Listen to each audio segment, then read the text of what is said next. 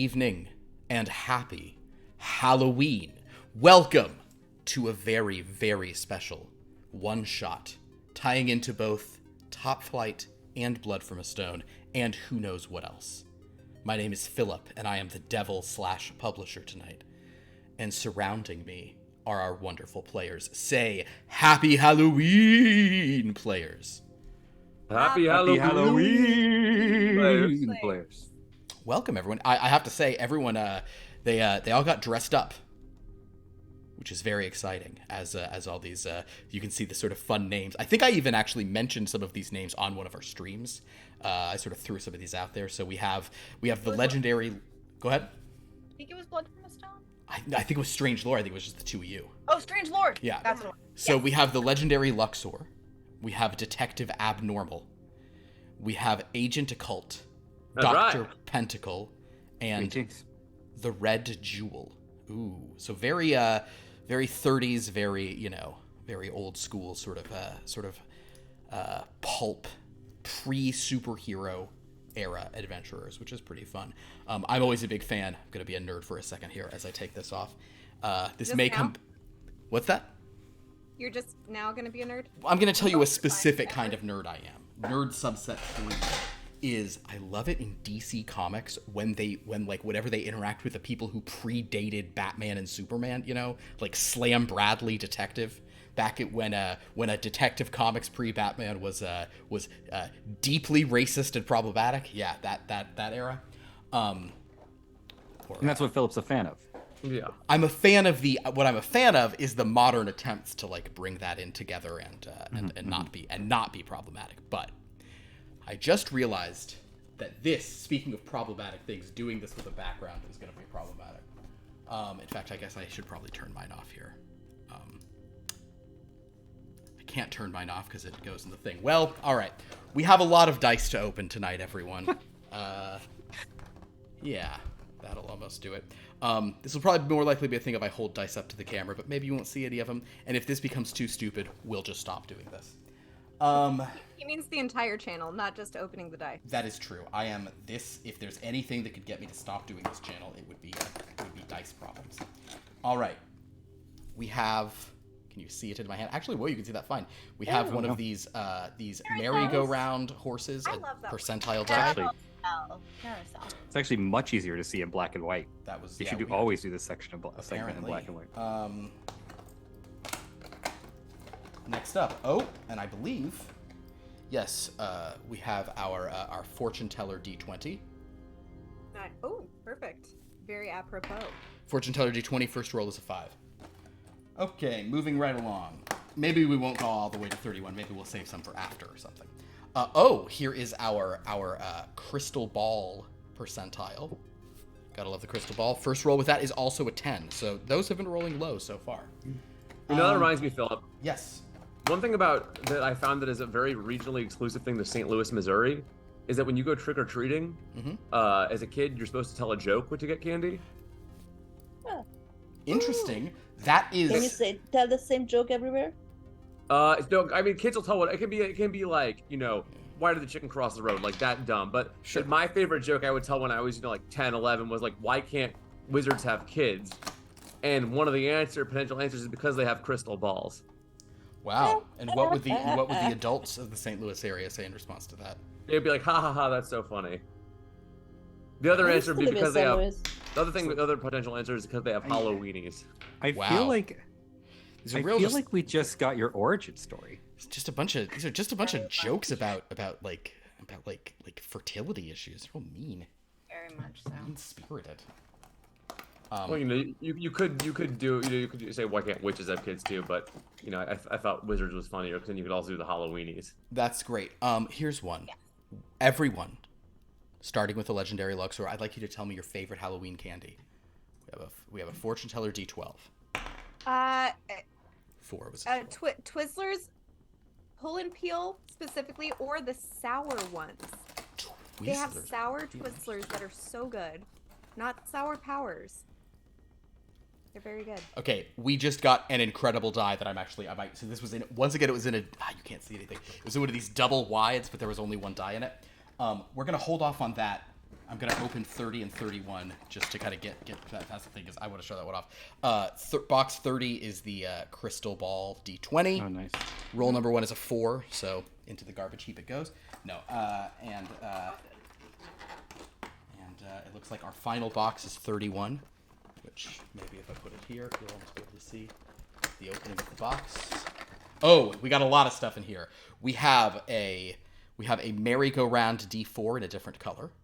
Carousel. Very cool. Say carousel, it's creepier. Carousel.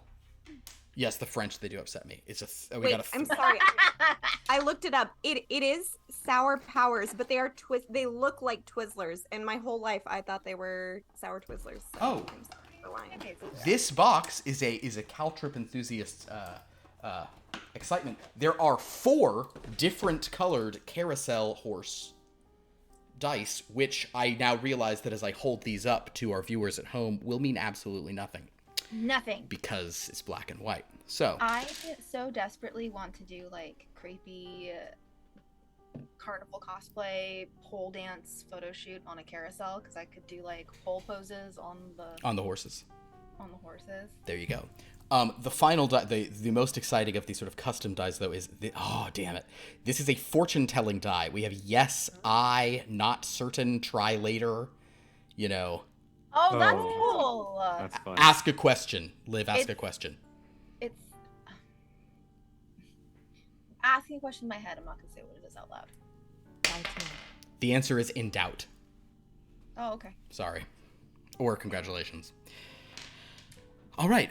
Well, that was some that got us through about 4 or 5 minutes. Way to go, everyone. But everyone, would anyone else like to say their favorite Halloween candy? Sure. Reese's peanut butter cup.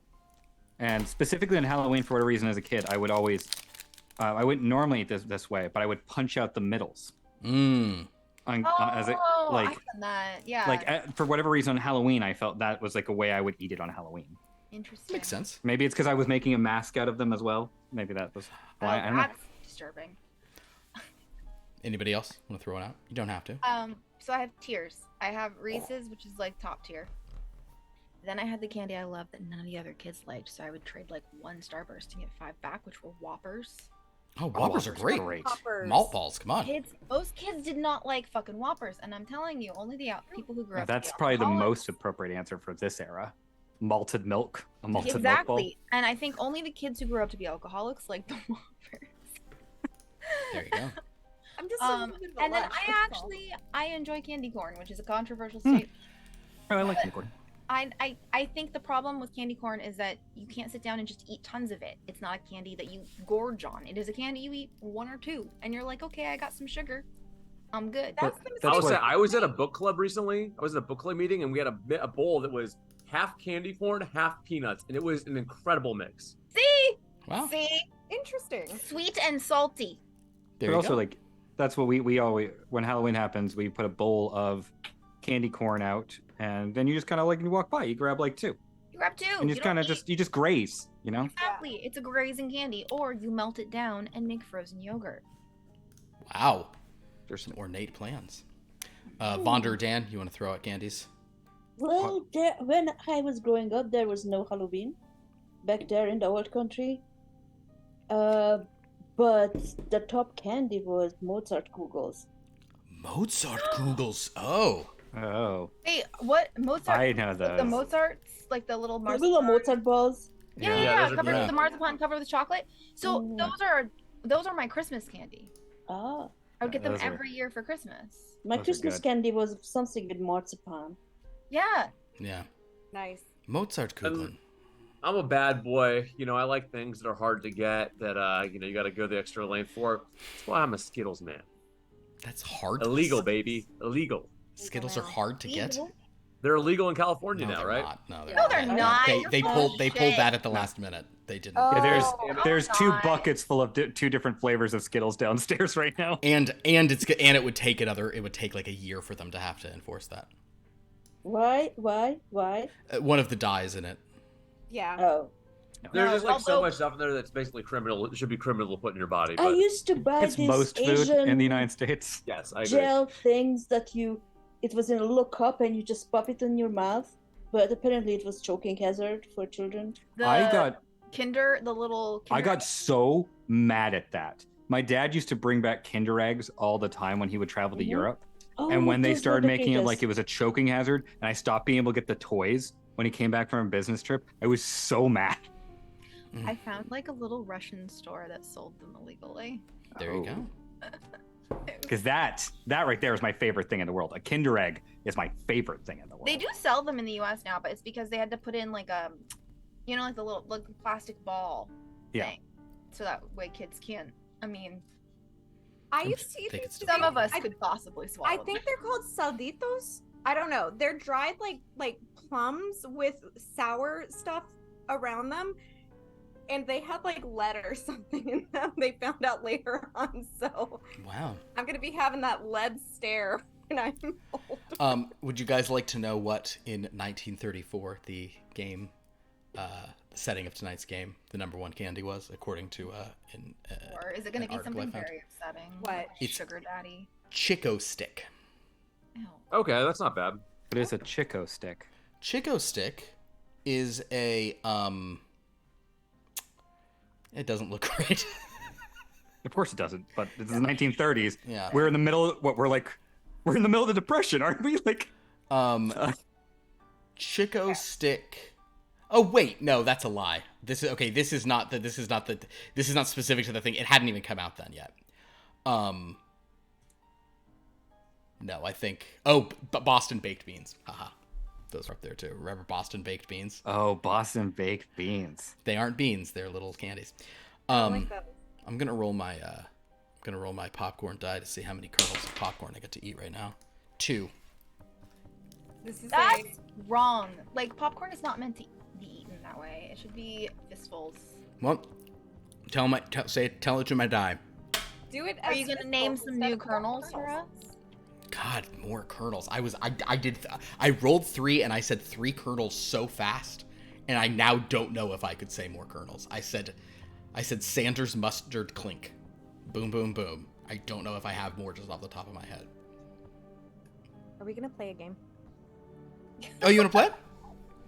You excited about this? I'm so excited. Halloween is my favorite time. That's so weird. You've never said that before. I've said that every day for the last month. For the last month, okay. That's not as wild. I thought you were going to say sporadically throughout the year as well. For your entire life. Well, let us then dive into our very exciting game tonight. This is a peek into the lives of a group who we have seen several times in Topflight, the Guild of Secrets, a sort of collective of magic practitioners who have their own agendas but often will team up for their own purposes. I will say that the very first time we saw them, the superheroes who became Topflight had to turn to them for assistance because so many of the other proper heroes were killed. See, the Guild of Secrets is not strictly speaking an organization of heroes. It's an organization of magic users. They sort of probably prevent each other from causing huge trouble more out of self-preservation than any kind of commitment to the greater good. That being said, in the 1930s, it wouldn't shock me, given that we were in a pre-superhero era, if the Guild of Secrets might have to spend more of their time kind of on policing against, bad actors in the magical space, if that makes sense. Kind of they're seeing to their own community.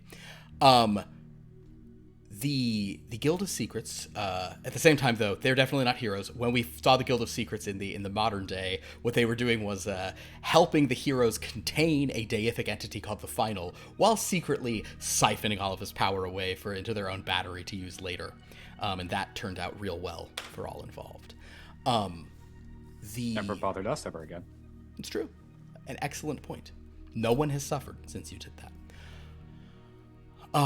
The Guild of Secrets, however, has had many iterations. It is also an organization that has not necessarily had continuous membership. There are probably lulls. But this is a time, I would say in the 1930s, when the Guild of Secrets the 20s and 30s were in some ways its height, were where it had the most organization, the most sort of, power behind its sort of membership. The leader of the Guild of Secrets at this time is Captain Eldritch. Captain Eldritch is a man in this time period named Walter Flint. He is a very square-jawed, hard-hitting wielder of the power Eldritch. We may be seeing him tonight, but not necessarily, because though magical practitioners, even in this time, had means of sort of quick travel, on All Hallows Eve, when we begin our game, 1934, the membership of the guild is actually split between East Coast and West Coast. It's almost like there's Guild of Secrets East and Guild of Secrets West at this time. Although they would probably converge all together in Witch Haven in what at that time was a very nice residence. Not a decrepit mansion that we see, 90 years later. So the legendary Luxor, Detective Abnormal, Agent Occult, Dr. Pentacle, and the Red Jewel are the most powerful members currently on the West Coast of the United States. Some of them may be based here permanently. Some of them may have been on a mission specific to this area. I will say that almost the entirety of the Guild of Secrets was earlier this year, earlier in 1934, gathered in Argyle, California to sort of... What's a polite way to do this? There was a... you know what? We'll just say they performed a little exorcism.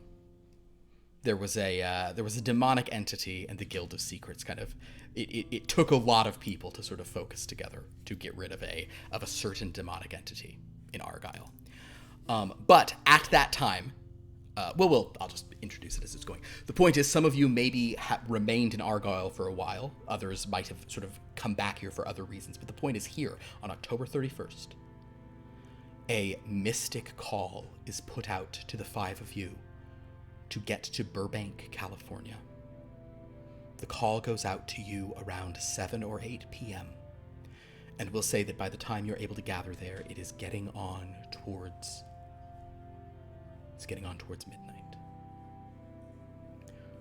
As you all approach Burbank, which at this point in time is largely still it's just on the cusp of changing from a farming community to a sort of, kind of like rapidly expanding suburb and center of entertainment power. There are 3 movie studios here at this time. One is called Universal. One is called Warner Brothers. I mean, I'm actually agnostic as to whether or not those are in the game, but the other is the famous Prescott-Lohmann-Cinema Studios, or PLC, a rival to RKO and other major studios. It is here in Burbank on Alameda Avenue. As you approach the suburb of Burbank, there is it looks like a foul mist hanging over the sky. Even in the night, it is well past sundown. The sun set on October 31st, 1934 at 5:02 p.m. I did check that. Couldn't find out the temperature, but I know the time of sunset.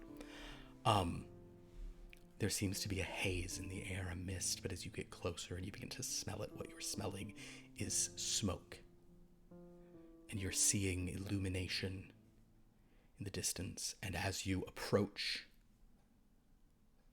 the main gates of PLC Studios, what you see is a 100-acre studio lot compound ablaze.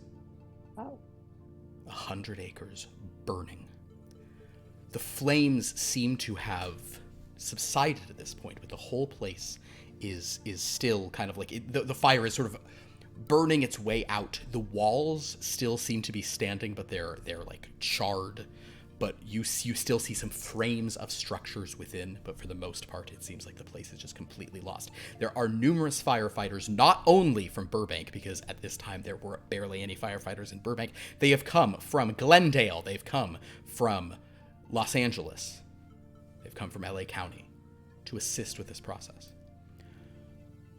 As you all arrive, however, there is a young police officer whom any of you could know but certainly some of you do. His name is Len Upton, and he was actually an officer in Argyle, California, when you were there dealing with that demonic creature.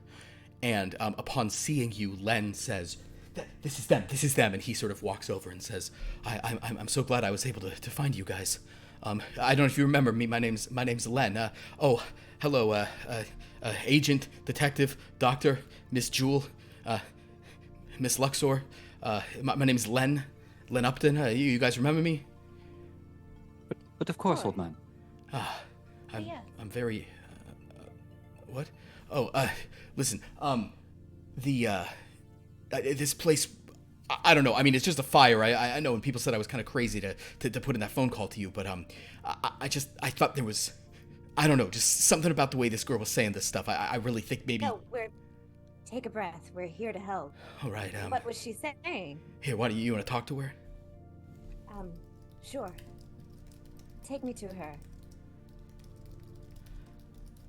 He will guide you guys over, sort of towards the fire. You can feel the heat. It's also like the smoke is thick in the air as you approach. There is a young woman sort of sitting on like a little like bench nearby. She is wearing professional clothing. Any of you who have actually, some of you I might not even put credit rating scores down for now that I realize. I did not. Yeah, you don't all have credit ratings. Well,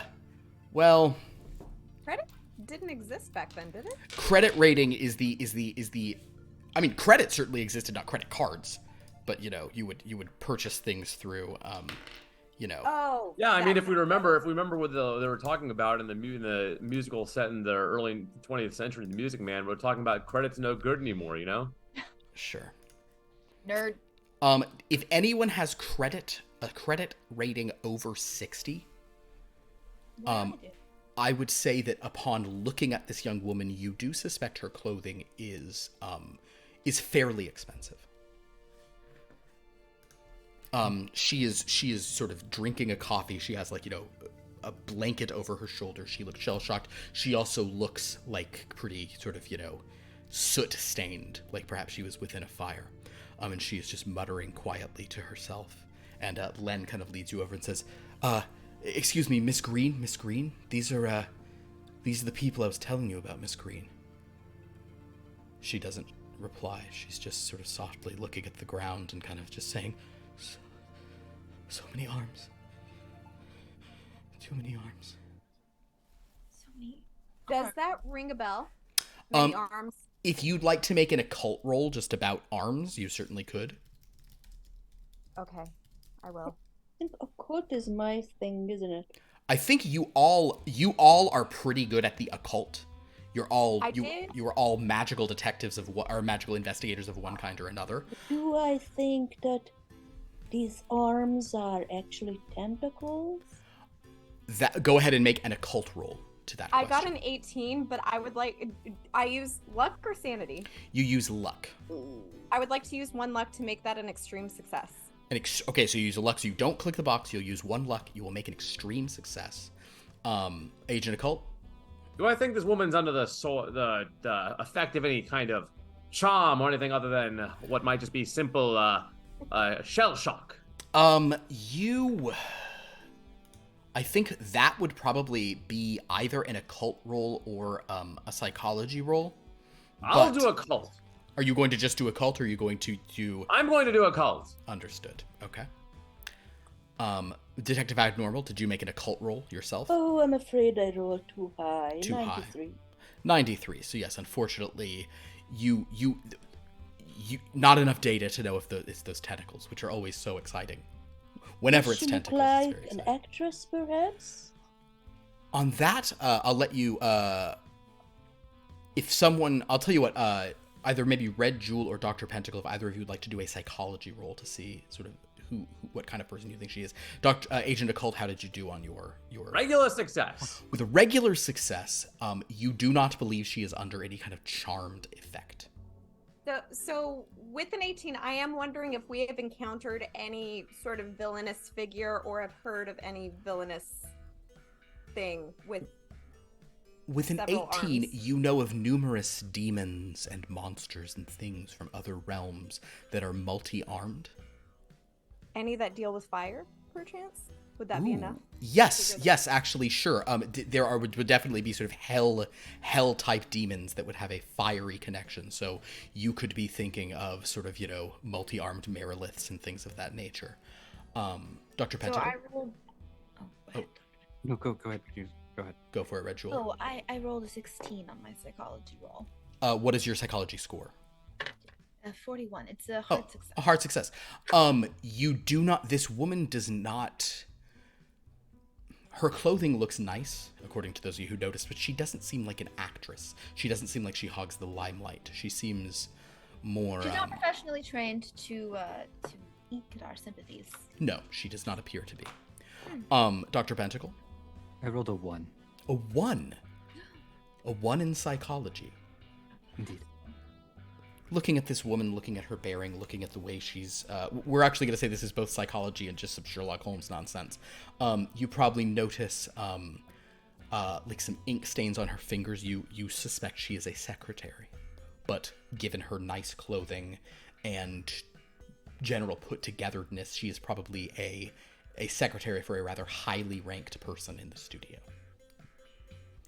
The young woman, though, so to recap what we know here, we think we know who she is. If you guys confer for a moment, we don't think she is charmed, but legendary Luxor suspects perhaps she has seen some kind of multi-armed fire-breathing demon or something So like that's that. something that we should take into account. And she'll approach Miss Green and say, "Hello."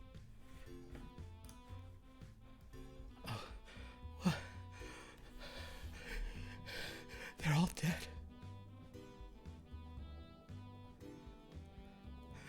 They didn't stop moving, but they're dead. They don't stop moving. What? Am I dead? Am I dead too? Can I grab her hand and feel her wrist for a pulse? Sure, make a medicine roll. Because, you never know. Yeah, not a problem. That's probably a fail. That's a 92. That is definitely a fail because I have a 1. Okay. Yeah. I'm so sorry. It should have been a first aid, but it would still have been a fail, I think. Okay. For your character. You can't sense a pulse. Her hand's too clammy, sweaty. It's too She's too rough sweating, here. so she might be. Yes. And I've seen a lot of the deceased, and you don't appear that way. But what do you mean they don't stop moving? She kind of like half turns back to like one of like the walls and then looks away just in fear. I know this is difficult for you. You must have seen such horrible things. It wasn't on fire. It wasn't on fire until I got out. It was so much worse. The whole place was like, you couldn't even breathe. It was smoke, but it wasn't fire. It was sweet. It got in your lungs. You couldn't. It was just spreading, and it was so purple. Where did this happen, my dear? Yes. Where did the fire start? I don't know. I didn't see a fire. It wasn't a fire. It was just smoke, but it wasn't smoke. It was something else. It wasn't. And All right, honey. It was. No problem. I saw it when I just left the main building to get Mr. Prescott. He sent me out to grab him a sandwich from the commissary, and when I was outside, it just rolled everywhere. Where's Mr. Prescott now? I think he's dead, but I still saw him moving in there. Sorry, did you say purple? Yes. It was purple in it. Not red, not blue. It smelled like metal and sweet. I don't know. All right, at this point, my dear investigators, any of you who would like to may make a lore roll. This is not. I'm doing Mysteries of the Occult. You're going to do Mysteries of Occult. So you're doing. Yeah. So you are, just to clarify, you're doing Mysteries of Occult. So when you guys are using your special powers, I would like to maybe kind of pause and explain. Agent Occult is a sort of paranormal investigator who knows the mysteries of the occult. In typical pulp fictional fashion, it's some nebulous knowledge that he's about to apply. So you're going to spend 1 magic point. Oh, sorry. If you're doing lore, you're going to spend 3 magic points. And you're going to spend 2d6 sanity. What is your total sanity score right now? That's a great question. It's above luck. 40? You made this sheet, Philip. I don't know what you want to tell him. What do you want me to tell you? That's fine. Go ahead and roll your sanity, I guess, sir. Oh, no. 5 total? Yes. Okay, you have lost 10% of your sanity all at once. All right, now I'm going to make this goddamn roll.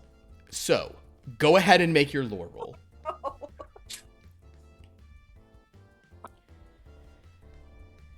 19, extreme success. An extreme success. That is because Agent Occult's incredible mysteries of the occult mastery allows him to use the occult itself on any check he makes, rather than he basically can call upon these mysteries, and instead of rolling whatever his stat is for that thing, he instead rolls with a 132 as his score.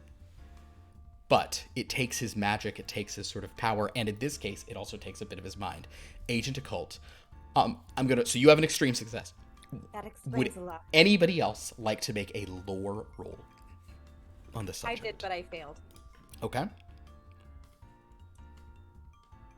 My lore is quite abysmal, so mine's terrible. Yeah, lore is obscure information.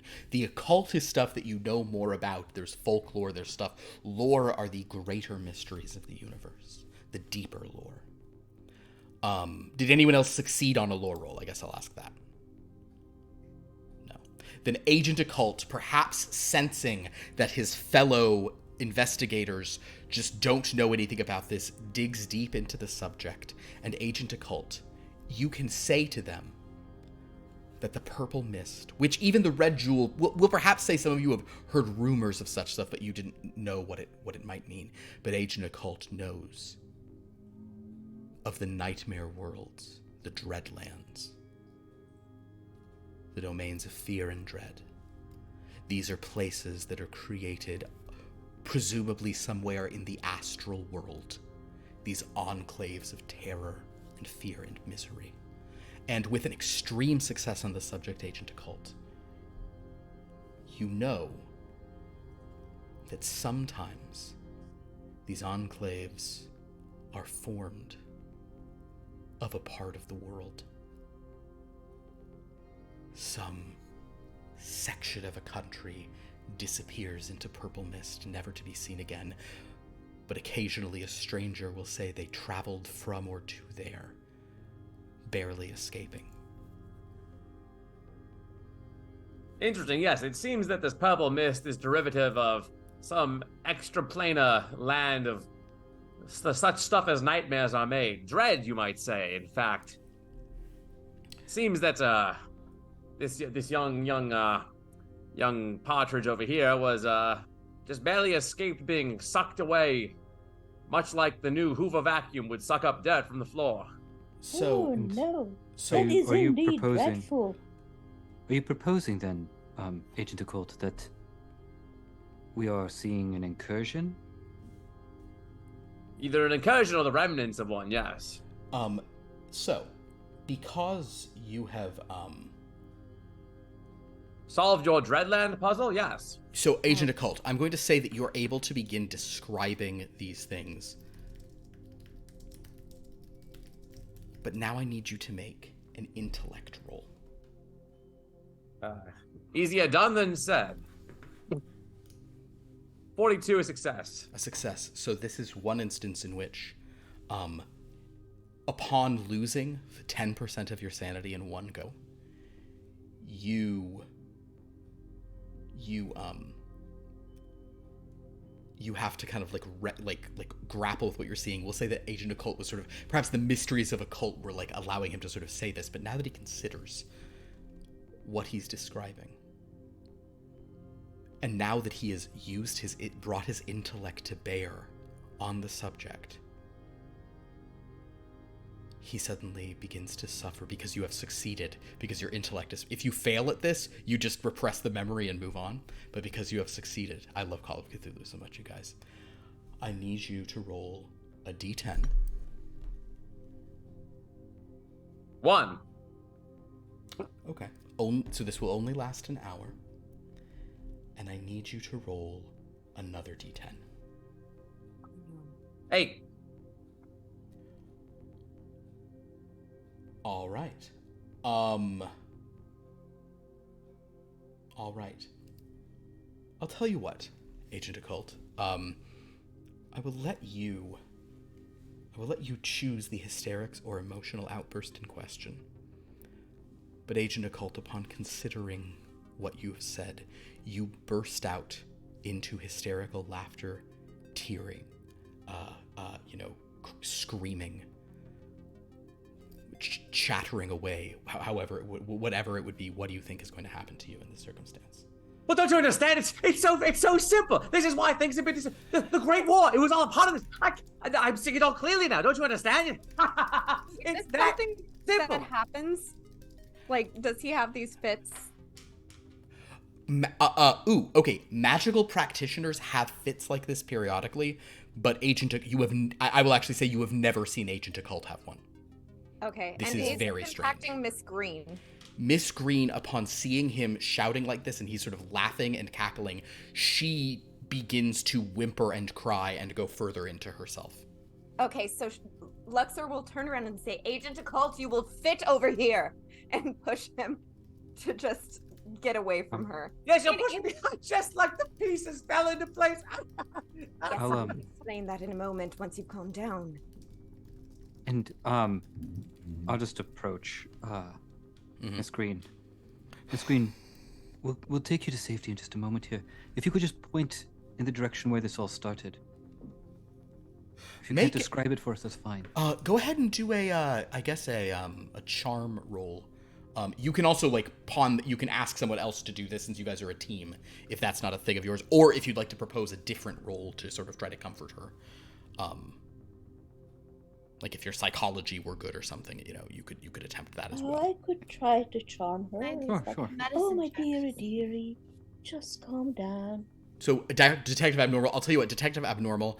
psychology? Do a psychology. Dr. Pentacle, would you roll a d10 for me, since you're sort of assisting? What do you got? 72. What is your charm score? 60. 60. That's not working. Was anybody else going to attempt to help this young woman? If I touch her hand, do I get my special skill? Do I need her? I will talk about that in one moment because that's actually an interesting point. Let's have the Red Jewel go ahead and do your medicine check.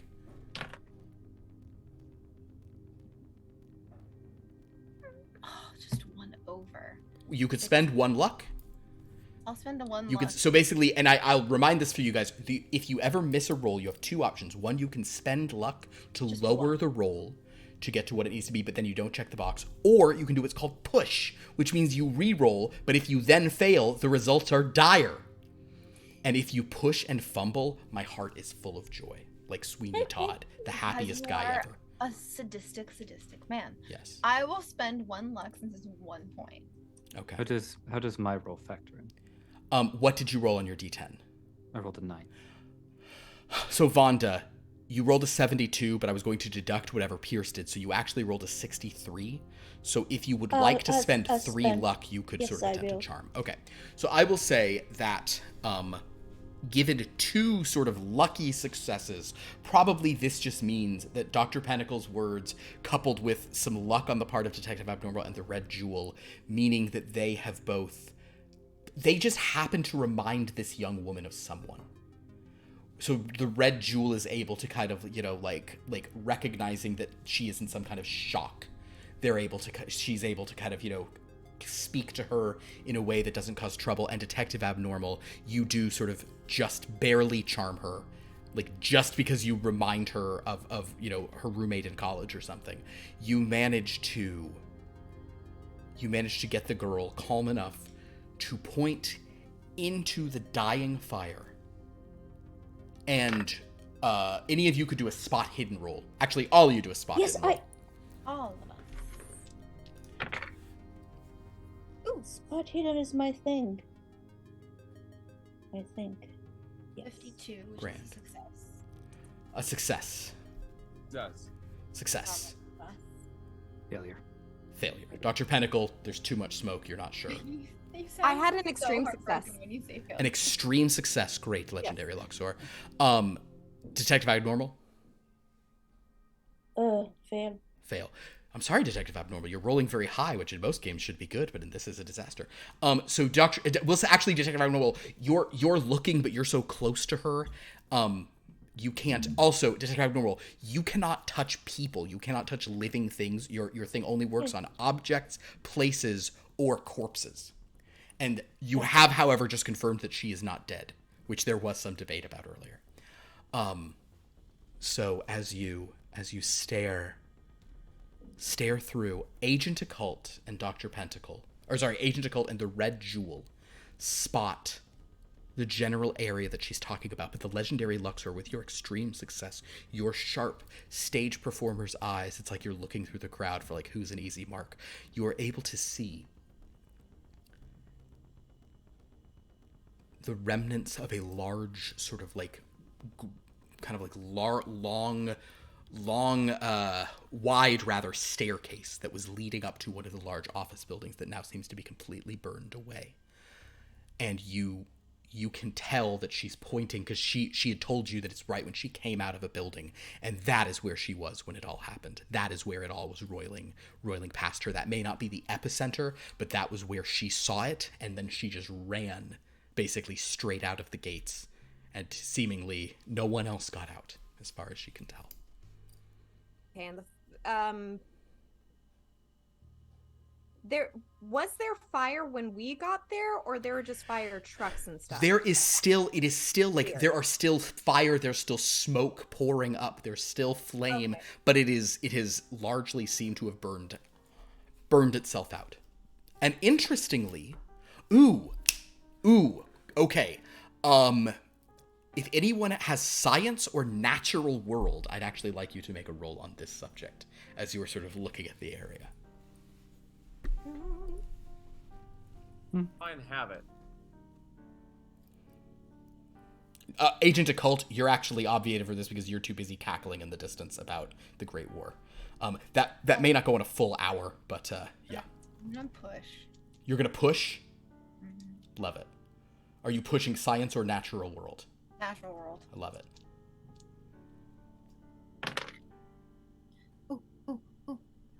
I got an 11. Well, there's nothing natural about the trench warfare. All right. Foot. We got an 11, baby. That's a hard success. Hard success. Great. Okay, one moment. Yes, Dr. Pentacle. Oh, this has just never happened, so it's a question about the system. If you roll your score, is that a success? It's a success, yes. Yeah. If you try, your score is the only number that is a success both for a roll in game and an improvement. Okay. Rolling your number is always good. Right. So you have a regular success. The Red Jewel has a hard success. Did anyone else try or not? I probably not areas of expertise. I have a 10, so I will not be trying. Understood. Dr. Pentacle, and you were doing science or the natural world? Dr. Pentacle. Natural world. Natural world. Okay, both of you with natural world. I will say that this is a circumstance where it's probably a thing of like maybe even Dr. Pentacle is like noticing something, but the Red Jewel, sort of him saying some stuff of like, this looks a little odd, and you're like, oh my god, it is. What is bizarre is that though this studio seems to have completely burned up hundreds of acres as you guys sort of like, drove in past it, there doesn't seem to be a tree ablaze outside those walls. This is a wildfire-prone area. Perhaps not as much back then, but they still certainly happened. And it does not appear to you that the wind carried any of the flame out of this place.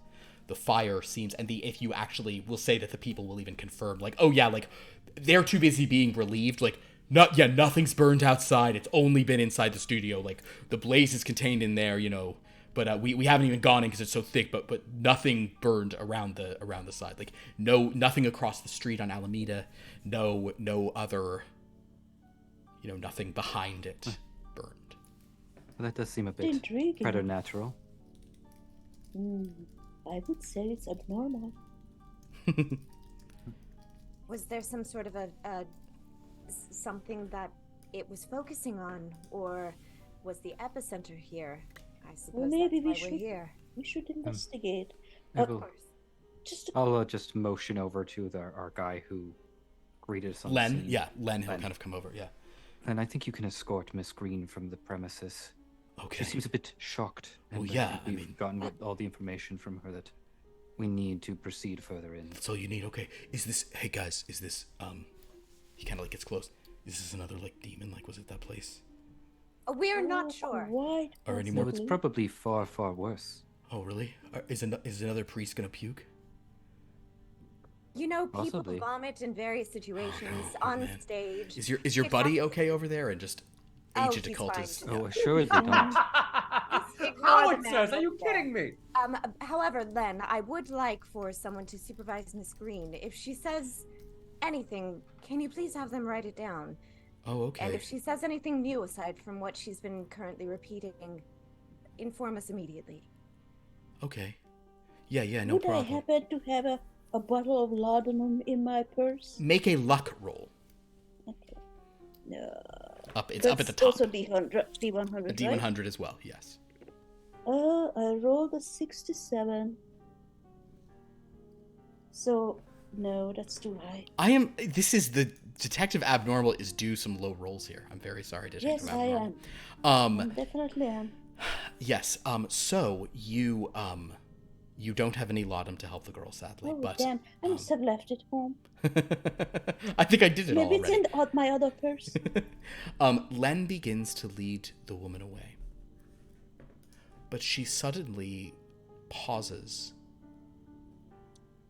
and says, "What about Norman?" Who? Who is Norm? Who? Maybe Norman knows. Who is Norman? Where might we find Norman? Norman Westlake. He lives with the boss. Was he in there? Oh, he probably was in there, or maybe not. I don't know. I hadn't seen him. Where was his office? Across from the bosses at the side building, the bungalows. Okay. What was the number? She'll give you the number of Norman Westlake's bungalow. She says, or maybe he's at the house. Maybe he's at the house. Mr. Prescott's not. He's dead. I saw him. Len leads her away. Difficult. Goodbye. Oh, I'm so sorry, Luxury. He'll pause if you start talking to the girl for sure. Yeah, so she'll say, I understand this is very difficult for you, but we thank you for your information. We're here to help. Okay. She'll walk away. Can I use archaeology to examine the rubble? Yeah, if you guys, so I will also say that like, if you want to go into the burning thing, even just like within the gates right there, it's going to be very hot, but you can do it. There are places you won't go where there seem to be active sort of fires, but the firefighters are even beginning to like venture inside. And since you're here in a quasi-professional capacity, whatever Len has said, no one's like, you're not sure how much you can like demand anything of any firefighter or police officer present, but you also think no one is going to get in your way. Len seems to have vouched for you to some extent. I would like to go to Norm's office. You like try to find Norm's bungalow, okay? Bungalow. So me too. So we have Norm's bungalow. We also have the area that she was talking about that was like the sort of like the source of all the stuff that you guys can look for. Is it still smoldering? I mean, it's going to be pretty treacherous in there in general. It's going to be very hot and very intense. But yes, you guys can certainly go to there. Both of those paths require going through the heat, right? The bungalows and the epicenter.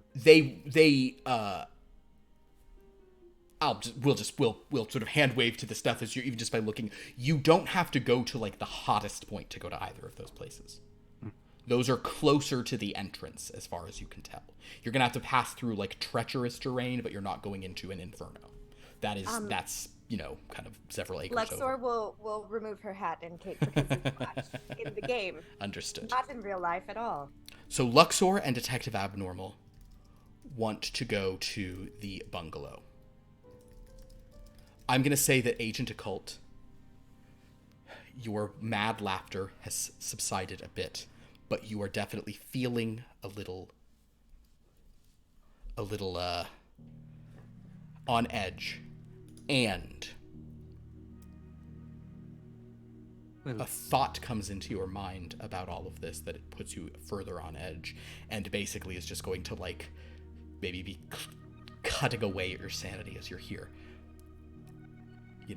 Sometimes fires are caused by meteoric impacts.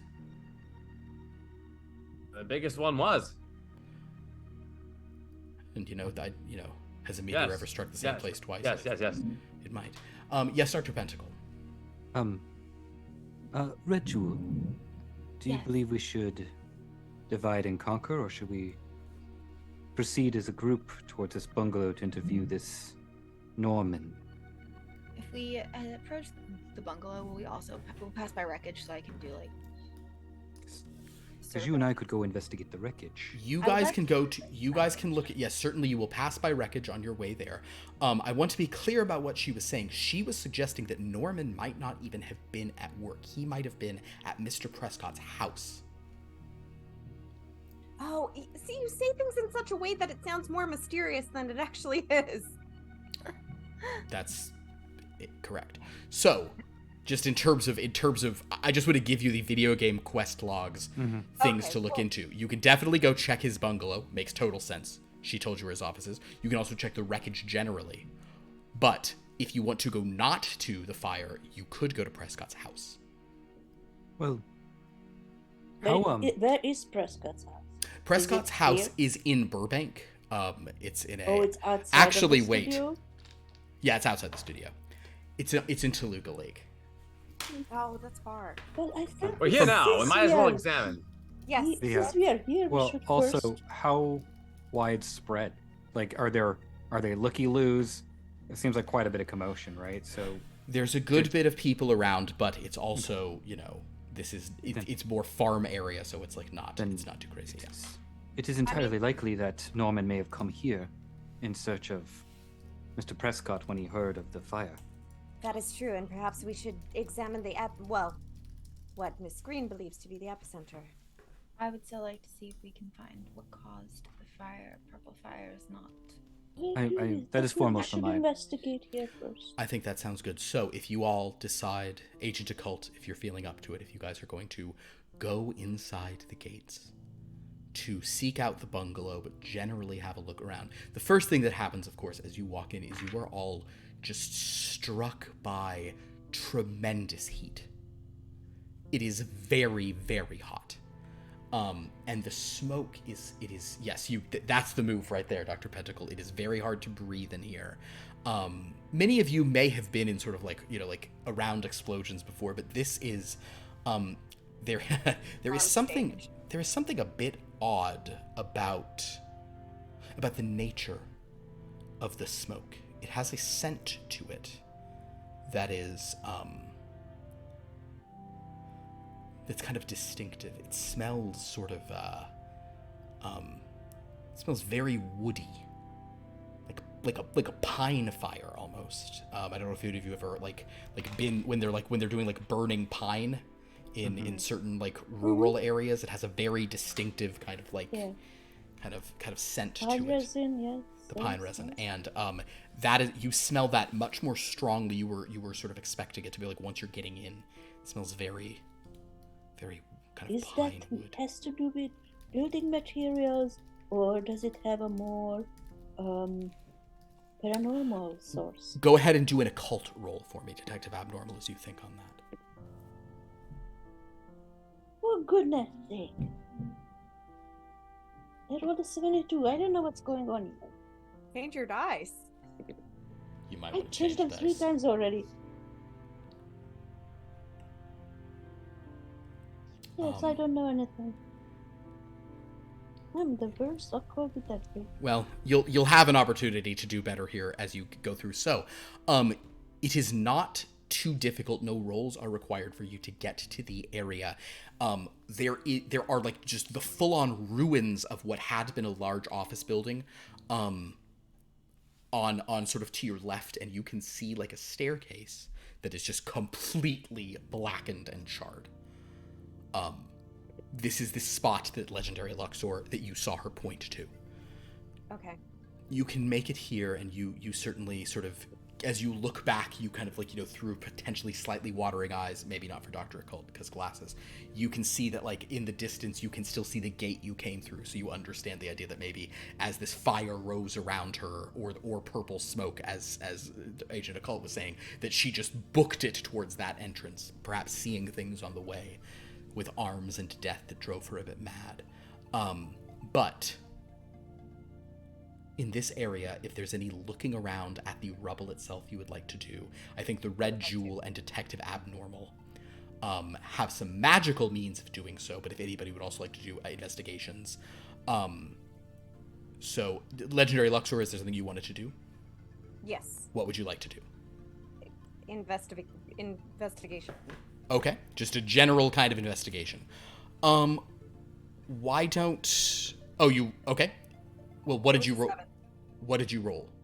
A 7. In what skill? I know, I'm investigation. That's not a skill. Wait, what would it be? That's what I was asking what you were doing. You're just trying to investigate, yeah. Can I keep that roll? I'm looking Sure. for a clue as to... We'll do a spot hidden then. There you go. So, so basically, the Legendary Luxor is looking very closely. Detective Abnormal, would you like to use your magic at this point? I would, but I don't want to touch anything that's super hot. I don't want to burn myself in the process. I think that's a wise thing to do. You could maybe try to find you could find something that will be, warm, and you also maybe don't have to touch it that long. You're going to do your normal Detect the Abnormal? Yes. Okay, perfect. So, you spend 1 of your magic points. Okay. And then you will make the roll Detect the Abnormal, which is the purple box at the bottom of the last column of things, and we'll see how you do with that. Red Jewel, are you going to use some magic as well? Well, I was going to do archaeology, but Archaeology! Yes, absolutely. Go ahead and do an archaeology roll. I think that's a great idea. Dr. Pentacle, is there anything you wanted to do?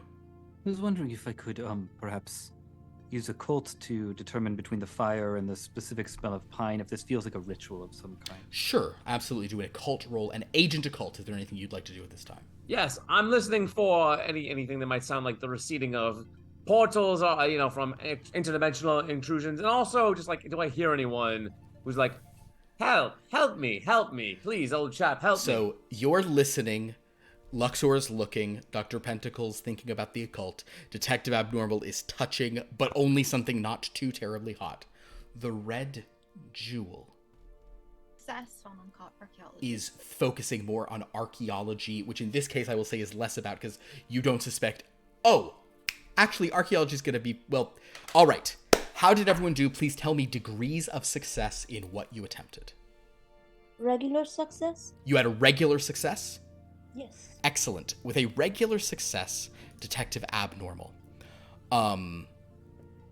We'll kind of go to you first because you're the only person using magic here, so it's the most fun.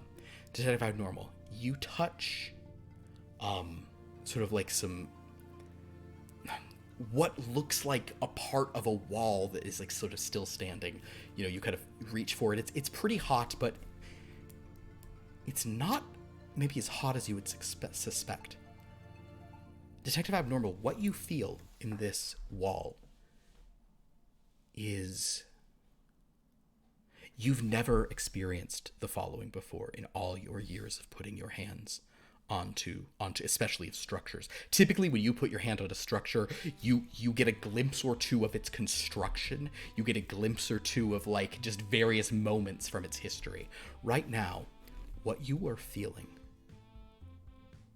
what you are seeing, is plant growth. You are seeing a tree just rapidly growing, forming, and then burning. Is this what I was touching? Was it wood? What you touched is wood. We're going to get to this in a moment, however. The next roll I'd like is the spot hidden from Luxor. I re-rolled because I felt that wasn't fair, but I did then get a hard success. Okay, you can leave the thing. It's just tell me which thing. It's tricky because I know investigate the thing in so many other games. It's not this one. It's fine. It's a hard either way, I think, with what you... Or that would have been extreme. The first was an extreme. I'll stick with the hard. We'll put you on the cusp of extreme in this. There is something that you do notice. These are some big buildings. And though clearly the fire is strong and swept through this place, a lot of the frames of these buildings that are here, they don't seem... Like, they seem like tall enough, but they don't seem big enough. They don't seem sturdy enough. Like, what's left behind seems like a framework of all these structures. Like a set? Interesting. Agent Occult, let's go to your listening next. Yes. I had a regular success. A regular success. As you sort of keep an ear open, you are confident, though you don't know that you're not like, ooh, I've mastered the whatever. You don't hear anything that sounds unnatural around you. You don't hear any like weird portals or things of this nature. And you also do not hear anyone else in this area. You are confident that you guys are safe at the area right now. Dr. Excellent. Pentacle, let's go for your occult roll. Hard success. With a hard success, Dr. Pentacle. Ritual. Certainly rituals can rise up and cause rampant destruction in their wake. People can summon demons or entities of flame from planes of pure fire. Absolutely can happen. You are not getting that energy here. You're not feeling like there is a ritual component to this. But what you are feeling is a definitive magical tint. A magical something is going on here. There is arcane energy just at the edges everywhere here. Mm. Red Jewel. How'd you do for your archaeology roll? Well, I rolled a success, but then I decided to spend 2 luck points to make it a hard success. Make it a hard success. Great. This is more about archaeological. It's less about it's less about buried relics from old cultures or things like that. It's less about the history. It's more about the process. And Red Jewel. Yes.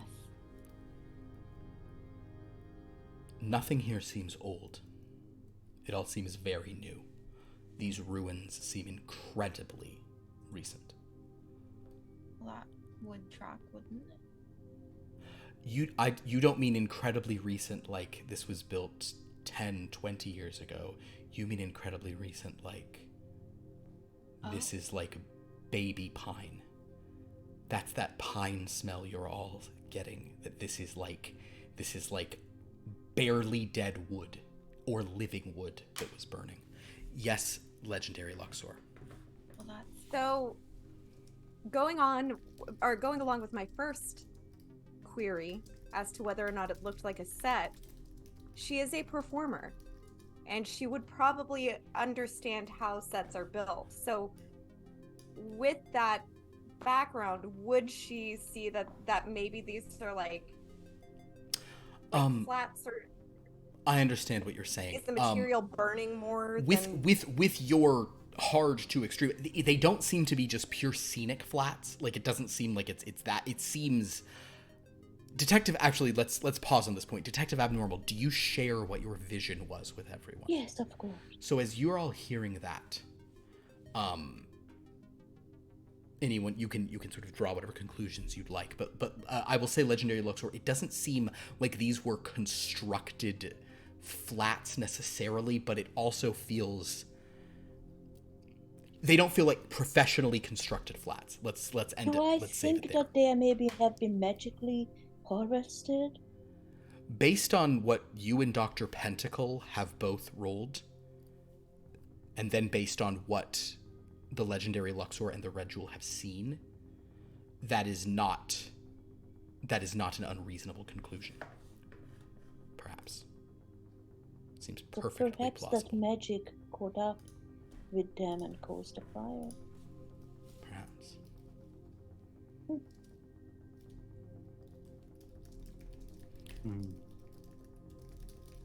So, something magical is definitely happening here. I'm just not quite sure what it is yet. I'm afraid The that specificity. perhaps the foundation of this studio is built on not solid grounds, not solid material means. It's very new. I mean, Yes. brand new. This, But perhaps there was something paranormal in its construction.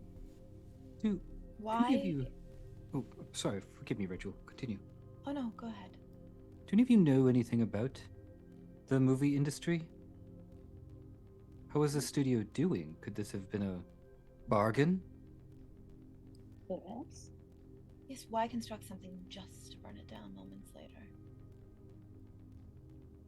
Well, you would if it was for a scene in something. Do I know anything about they were filming anything that might have led to any weird occult intrusions? A good question. Let's there isn't like a good like gossip rumor thing. I'll tell you what, since you're the one asking, Agent Occult, luck roll. Let's see what you've overheard. Let's see what's I overheard. like how through we're the all like grapevine. speaking in hushed tones. and Yeah. then Agent That's a Occult- 5. A 5? Yes. Agent Occult, since it's a luck roll, you couldn't spend luck, but you are 1 point away, sadly, from a vital success. That's fine. I'm a slut for entertainment. Agent Occult, I'm going to say that in response I to don't think these... they used the word slut like that at that time. Fine, I'm a whore for No, entertainment. actually, I think at that time they used the word slut to just mean, like, sloppy. I'm not even joking. Oh, Yeah, no. Like, it's like, so, Agent Occult. As it happens, in whatever train or taxi you took here upon getting the call, there was a trade. There was one of the industry rags. And you were reading it. And according to this paper, which of course may not have the whole story, but the words boffo biz were thrown around considerably about Phobias. it sadly lost seems Boffo. it appears to Agent Occults that though this is a very interesting theory, that this studio sounds like it was ready for major expansions. There's articles about how Gavin Prescott can't be beat. There's even a photo of Gavin Prescott that you remember at his palatial Toluca Lake mansion. Yes, then this might have been sabotage. Yes, perhaps. Or intentional. Ooh. Can I go ahead and use Red Jewel Vision to examine the wreckage? Absolutely. So in order to use the Red Jewel Vision, you guys notice that the Red Jewel takes out her Red Jewel. Sorry, everyone at home. It's a black and white film. As you use your Red Jewel Vision, so first of all, expend 3 magic points and then go ahead and roll. You're going to lose 1d4 sanity. Okay, that's a 2. How do we get magic points back? You get magic points back at a rate of 1 per hour. Okay, I'm more worried about my magic than my sanity, to be honest. Well, yeah, I get it. All right. Cool. And with that much so Red Jewel kind of seems a little unhinged as she does this magic. She is not going off the deep end by any means. 34, so hard success. With a hard success, the Red Jewel, you begin to look around. Ooh, a hard success, you say? Mm-hmm. A hard success. Your eye is drawn. Your eye is drawn somewhere that you weren't expecting it to be. You were looking around, but it's kind of in your periphery. Your eye is being pulled down. Red Jewel, as you gaze through your gemstone and see the secret hidden things, what you notice is that underneath every structure, every wall, every crumbling, burning facade, you don't see plumbing. Underground, you don't see sub-buildings. You simply see a vast network of roots.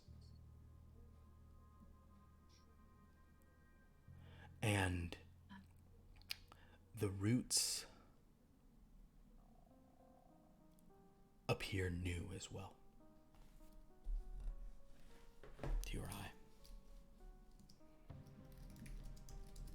I don't think it's a set either. Well, what do you think it is? It grew. Oh, a Elaborate. ritual of some kind. There are roots in the ground. Perhaps whatever dimension came over left something behind. Or there's some crossover. There are It roots is- in the ground, Agent Occult. Right. It is curious, though, that there is so much growth and yet so much fire. That would seem to be at odds. Well, if it's connected to roots, then it's moist, isn't it? It wouldn't. There wouldn't be Exactly. as much destruction as you would expect, and that's why we're smelling what we're smelling, isn't it? The growing buildings is some dark magic. It is not natural. Perhaps, well, I suppose we need to find where the roots go. Do we know what causes purple fire? Purple fire, make an occult roll. I think I'm very good at that. I'm not. At the occult? Oh, okay. Well, yeah, you can. Then in that case, it is a team thing, so you can say somebody, you can ask the group. Whoever has a high. Can. I'll try. I'll try. Someone else ought to as well. Yeah, make an occult roll. Nope. No fucking shit, Philip. What'd you roll? I rolled a 5. What is That's your a score? success. The score is 5.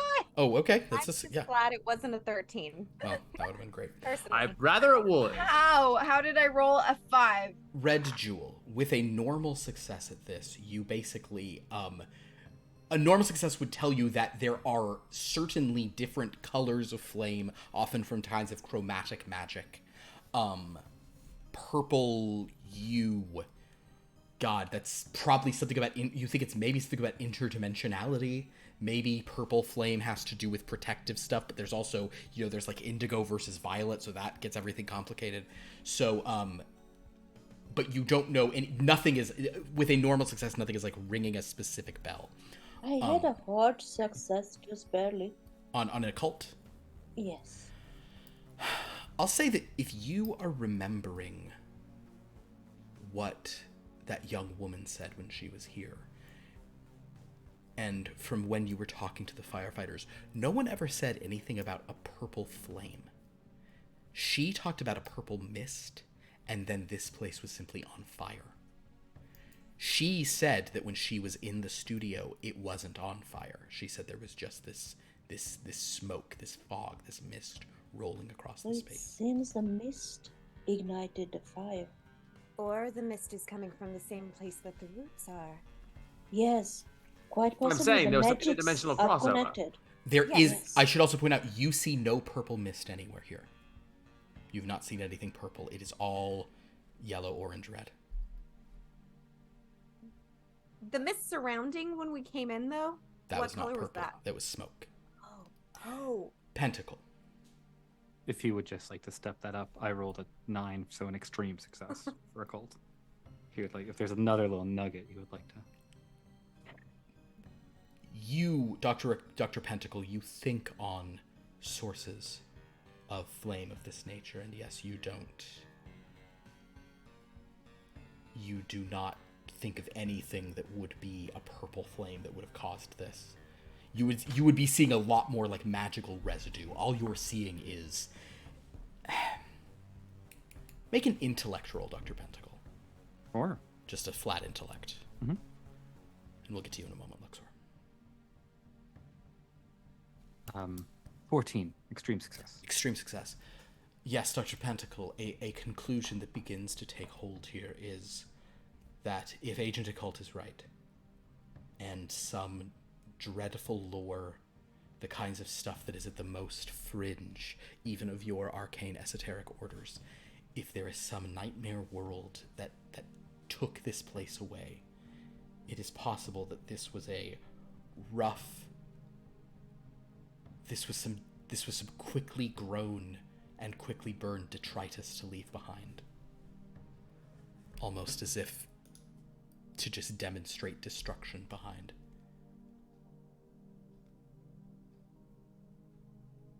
Just so something would be there. So it seems that we've talked about an interdimensional crossing, we've talked about beings. So something came through here. And is there any... Perhaps we should see if there's a trail it left. If there's roots leading somewhere, if there's obvious path that it took in its destruction. Of course, but this was a functioning studio, wasn't it? Yes. Would we know that? Like, yes, this was a major movie studio. Absolutely. They were shooting stuff today. You had your hand up earlier, Luxor. Is there? Yeah. Oh, when I conjure, like, anything, do I know where they're coming from? No. Okay. That was if you roll really high, you might, but otherwise, nah. Okay. So would it be a fair conclusion for Luxor to draw that the way that what we are seeing is not a real studio? Like we know that it's not a real film studio that should have been functioning today. That seems somewhat likely based on the stuff you've been hearing, yes. Okay.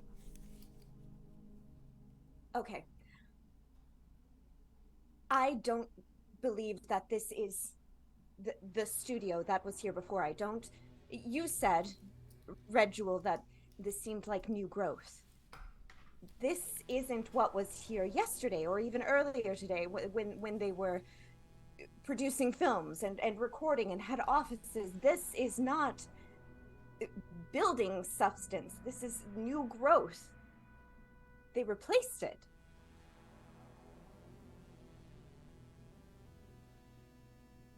So the question is, where is the original? And also, why? Why replace a movie studio? Well, we don't know that yet, but... Or maybe somebody wanted a movie studio for themselves? Yes. So in that case, then we should find out who it is and where it went. I'm going to say at this point, the level of smoke is becoming pretty rough on all of you. You can press on. You probably just don't want to stay here any longer. You can press on and go to the bungalow, or you can retreat and talk about next moves. We would like to. To the bungalow. To the bungalow?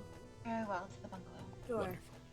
If you all head deeper into the studio, coughing and wiping away eyes, I will need someone to actually do a navigate to get yourselves there. If no one has navigate, I think I gave it to one of you, but I'm not sure. If no one has navigate, then instead somebody could do track, which I am almost positive. Oh, I have navigate, but it's really bad. Okay. It's really poor. Maybe I didn't give anybody track and navigate. I've got a mediocre track. I have 19 in navigate. I have an 11 and rolled a 19. It's not very good. Agent Occult, would you like to try a track? Yes, I could. I could roll the 132, but I won't. You could. Well, yeah. Typically, the only time you ever suffer sanity is when you.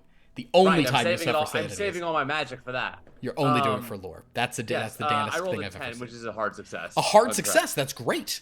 With a 10, Agent Occult is able to sort of like just remembering the general map of this place that was described and understanding where those bungalows were. Agent Occult, you are able to lead the group deeper through the smoke. You are also seeing that behind you there are some firefighters actually inside, dousing the place. Ah, yes, Pasadena's finest. Yeah, they've come all the way from Rancho Cucamonga. As you make your way across, you notice that there are several bungalows set kind of back, sort of near that where that main building would have been. The bungalows are very burned up. They're largely just like, there's like no walls. You see some like pathetic little sticks sticking up at the corners. They seem very, very fragile. All but one. One of them looks like it is in much better condition than the others, though it is still burned. And there seems to be flame actively burning on this area. Such that you could get close and look in, but there are sort of going to be, like, this building is actually on fire. I will go to look in. Understood. All right, go ahead and make a spot hidden roll then, Legendary Luxor.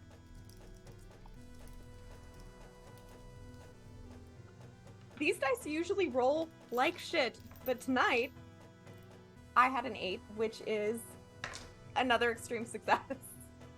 Normally I have to change these out so much. Understood.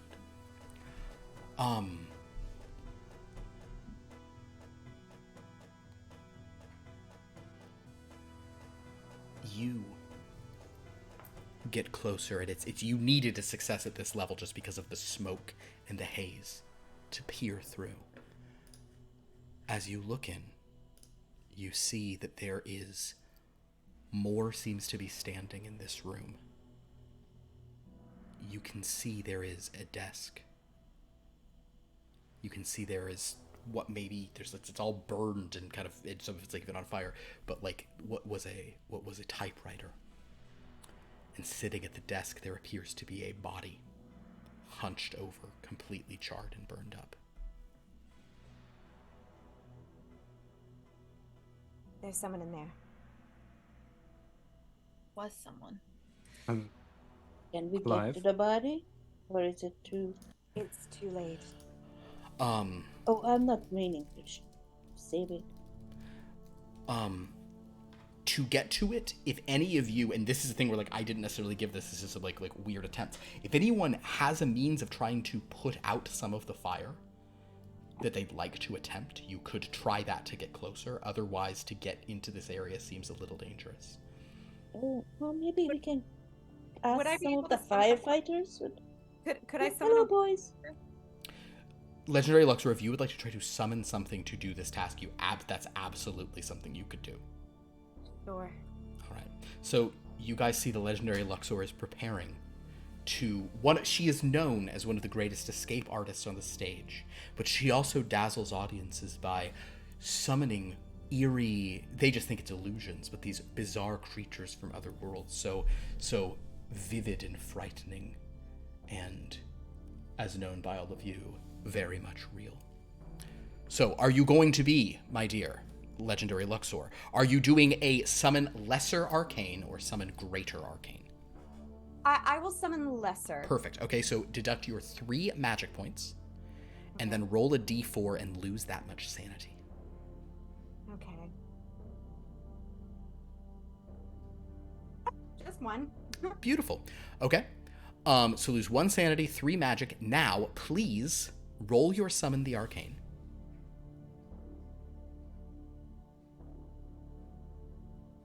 Did you fail? Did you roll 100? Please tell me you rolled 100. If you rolled 100, that's the... I rolled 100. I was like, maybe I should switch these dice because they're doing so good. All right, well, the night's about to get interesting. The Legendary Luxor. Oh!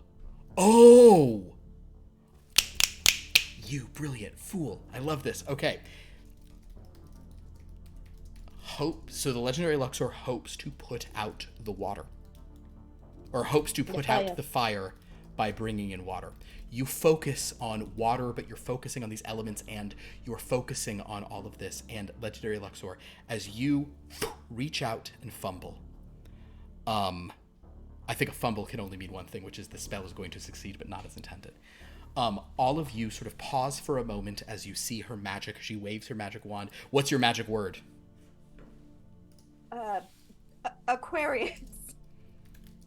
Oh wait, it has to be the same magic word. No, Aquarius could be fine. Yeah, Aquarius could be a fine word for summoning such like this. The fun thing about Aquarius, though, is that Aquarius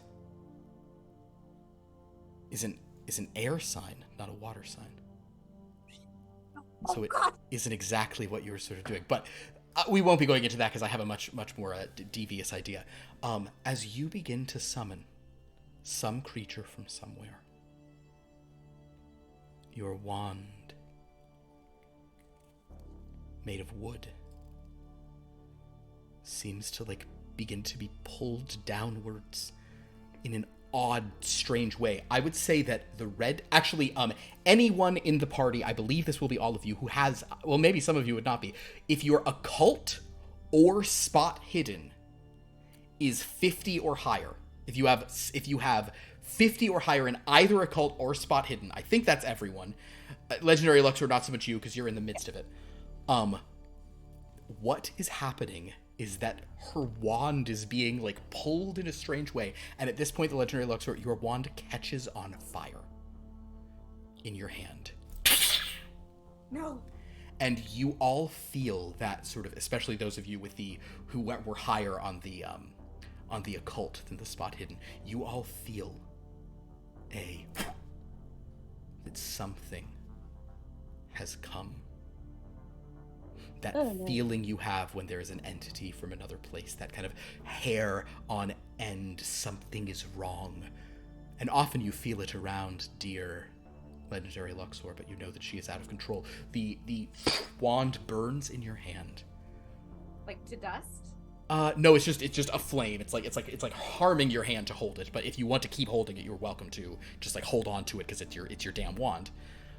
I'll tell you what, Legendary Luxor, make a I don't know, make you could do a fighting brawl or something to try to just put it out, kind of to stamp it out. Okay. But as there's something wrong with this die. That was an extreme success. Okay, so, well, you just rolled 100 a second ago, so, Oh, I know. So basically, as you're trying to put this thing out, instead you manage to sort of put it out, but as this is happening, you all feel that there is something present here, and that is when you hear rustling sounds. As you look around, you see that from the burned wreckage, little tendrils of new growth are beginning to appear around you. And at that desk, the burned husk of someone begins to stand, tendrils kind of extending into and out of what is completely burned, charred, and at this point, I will say that the body that is rising doesn't really look like a human body. It looks like wood. It looks like burned out tree trunk. That it is now with that sort of charcoal and bits of charcoal falling off, and you're seeing tendrils throbbing within as it's sort of pulling around and saying, in this voice that just cuts below all of you, you hear it saying, "I was to be free. We had a deal." At this point, I think you all realize that there is a fight on your hands. So, my intrepid adventurers, what would you like to do? We will go in, we actually go specifically in dexterity order. So, does anybody have a dexterity of 80 or higher? Nope. Of the orange things at the top. Anybody got 70 dexterity or higher? Anybody have 60 dexterity or higher? 65. 65. 65 for Luxor and Abnormal. 60 for me. And 60 for Agent Occult. Love it. Dr. Pentacle? 55. 55. And what is yours, Red Jewel? I'm also 55. Understood. Okay, so, as this thing is sort of turning towards you, saying that it had a deal, it was supposed to be free, Luxor and Detective Abnormal, you two can go first. What would you like to do in this fight? And I will say, Legendary Luxor, no roll is required. This is not a lesser creature. That's okay. That's what I was gonna ask. Okay. You summoned something big by accident. I would like to then summon a greater. I love it. Okay. So, doubling down on what has already caused a lot of problem. Except before you do that, I'm so sorry. I have to be a real dick to you, but it's fun. It's Halloween. You have a fear. You all have fears. Yeah. But the legendary Luxor has a specific fear. And though she can handle things when it's a controlled environment, this is not that. I need you to make a sanity roll before you do anything else. Okay. Are there any firearms? Do I have any firearms on me? Any of you who are proficient in firearms have firearms. I would say Red Jewel, you have you literally have the only offensive magic. So I'd recommend that because that's going to be a lot more effective than a firearm. But yes, you do have guns. I'm just curious if I have. Yeah, you all, it's the 30s. Everyone has a gun. Legendary Luxor. What do we roll? Fail. I Failure. got a 92. A 92. Well, at least it wasn't another fumble because that would have been bad. Okay, the good news is you only lose 3 more sanity. So though you are getting to your daily limit of how much sanity you can lose, you haven't lost a ton all at once. You are very upset by what you're seeing, but if you're going to dig down and try to conjure a summon a greater arcane, Yes. spend your 5 magic points to do so. Okay. Oh boy.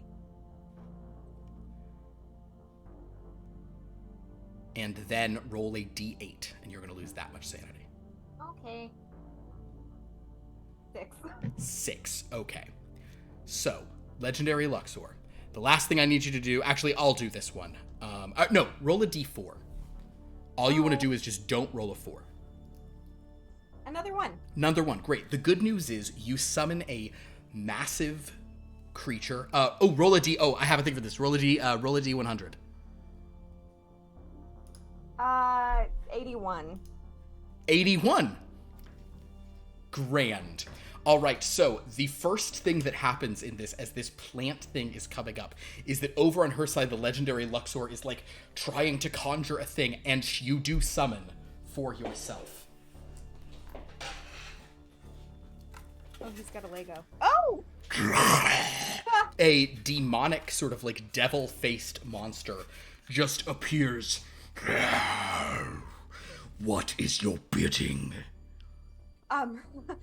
If you could please, destroy that. And it will set to doing that very thing. You, however, Legendary Luxor, at this point, roll a intellect roll. Okay. And guys, sorry that these turns take so long, but also it's fine. No, it's okay. An 8. An 8! Congratulations, you've succeeded, which means you are going to be having an insane episode because of what you've done. Please roll a d10. Oh, good. Oh, good. A 9. A 9? Yes. Okay. You faint. So the legendary Luxor summons a devil and faints. Detective Abnormal, what would you like to do in this fight?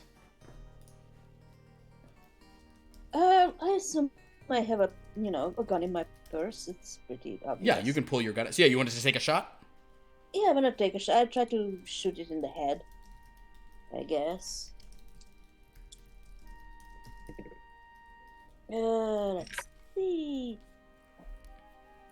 44. So that is firearms hand Yeah, it's a regular success. Regular success. So Detective Abnormal is kind of like, moving around, taking a couple of shots at this thing. You're hitting it in we'll even say you do hit it in its head, but that just like moves off and like more plants kind of grow into the place of where the head was. So you're like, uh-oh, there's some kind of shenanigans here. Fortunately for you guys, however, because he'll sort of act on her initiative here at the thing, as though the legendary Luxor has now passed out, kind of like on like this sort of like smoldering ground.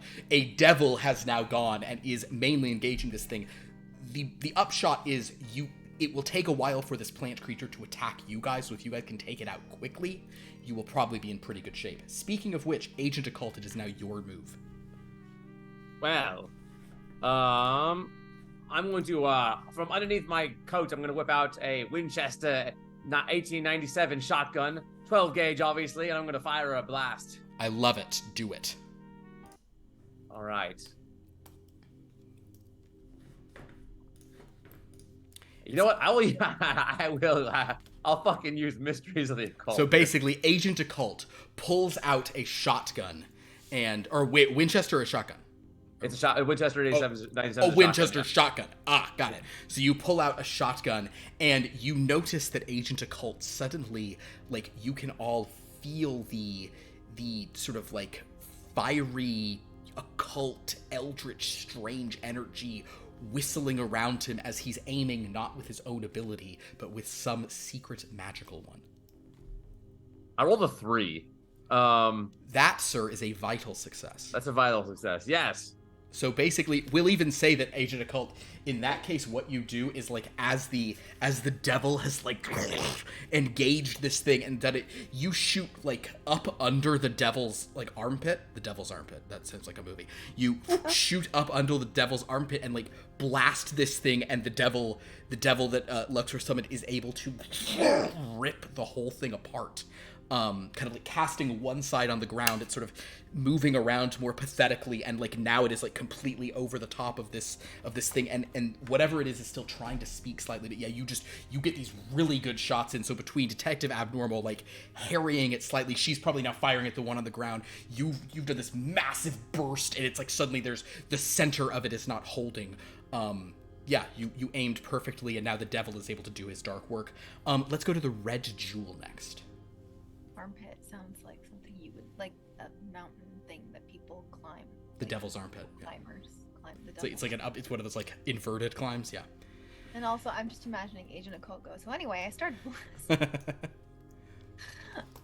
So this thing has been torn apart now, has it? It is in very bad shape, actually. Yes. So then, are my services even really needed? Red Jewel, it is entirely up to you. You do think that the devil has the upper hand. So you could not engage in this if you wanted to, or you could just say that you'll dodge in case anything comes towards you. You could take a more defensive posture. Well, I'm thinking I'll pull out my shotgun instead of bothering with the Red Jewel. Understood. You won't. Yeah. Why spend magic when a gun will suffice? Sure. Go ahead and take a shot. I will certainly say that Agent Occult and Detective Abnormal, what you guys are kind of trying for here is that they are blasting this thing so that the devil can be getting to the meat of it. The shotguns probably aren't going to destroy this plant creature. Trying to crack it open to its fleshy innards. Exactly. So yeah, but you'll take a shot. So what did you roll for your firearms? Your firearms rifle shotgun. 27. 27. Very good. Yeah, you also kind of are now blasting sort of from the other side. That's a hard success for you. Yeah, great. The thing is not doing well. The devil is also sort of over it. Dr. Pentacle, what would you like to do? I would like to back away from the sort of carnage that is happening. Okay. In case something bursts out of that house. Perfect. Dr. Pentacle just does the good old Homer Simpson just. And, if move is not a thing, I could also dodge if that's necessary. It's if you're doing it's all about if things. Honestly, as soon as the devil showed up, this fight got a lot less interesting. We will say that at this point, I will actually, Lauren. Why don't you roll for your devil? Please roll a D100.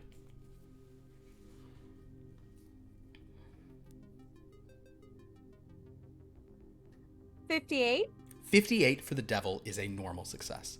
So I will say that the devil does kind of, now that he's got this thing on the ropes, the devil begins to like pour like flame, and the timber, or the color of this flame that you all see, the texture of it is very different from the sort of fires that are burning around here. It is a much more like white hot hell fire. It is just like pumping it down into the ground that was this kind of, burned over man thing. You hear a voice calling out as kind of as you probably take a few more pot shots, maybe at just any other moving bits of stuff. So yeah, the devil is just like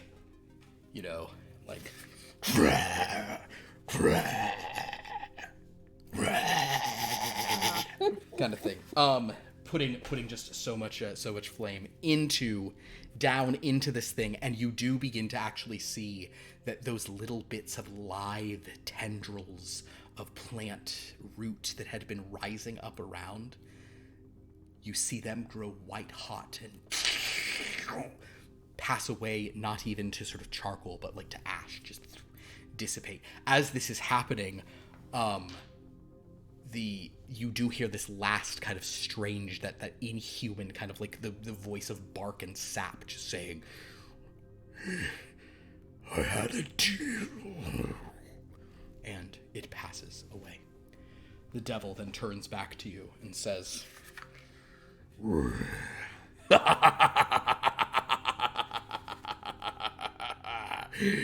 what good sport in my summoning, mortals, if only all who conjured me to this plane had such grand designs. Where are we? What is this place? Luxor, perhaps you Luxor is passed out. Get control of... Oh, Luxor. Do I have any smelling salts on me? Make a luck roll.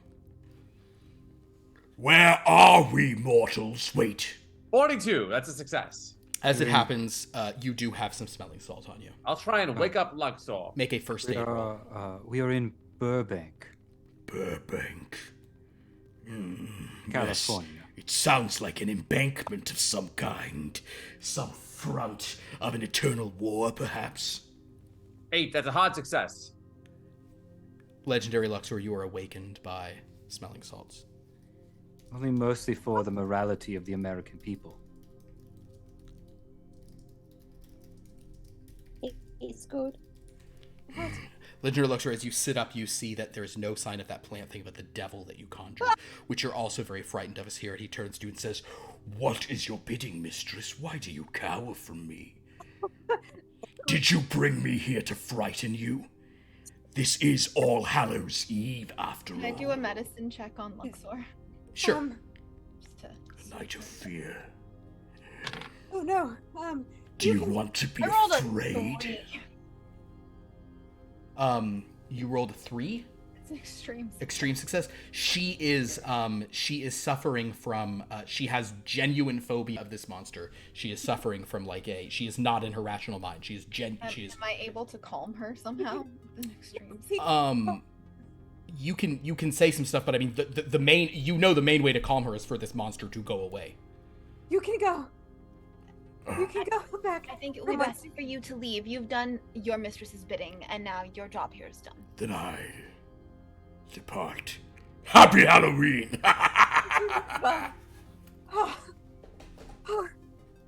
There's something wrong here. You must be very careful with what you conjure if this is your response. Well, I know, but the truth is, I'm afraid of all.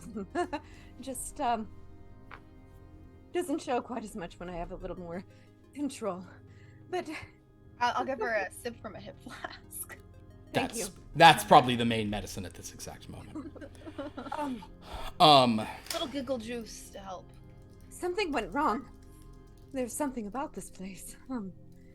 Beyond the fire or smoke or whatever. So, as you guys are looking at this, unfortunately, much of what you intended to investigate in this area has now been blasted and burned apart. The typewriter still there? Detective Abnormal. If you would like to use your Detect the Abnormal on that typewriter, you can, although as you get over to it... Actually, let me look at your stat real quick. As you get over to it and you move your hands towards it, 1, it is hot, so this will hurt a little, but not bad. 2, this also seems to be made of plants.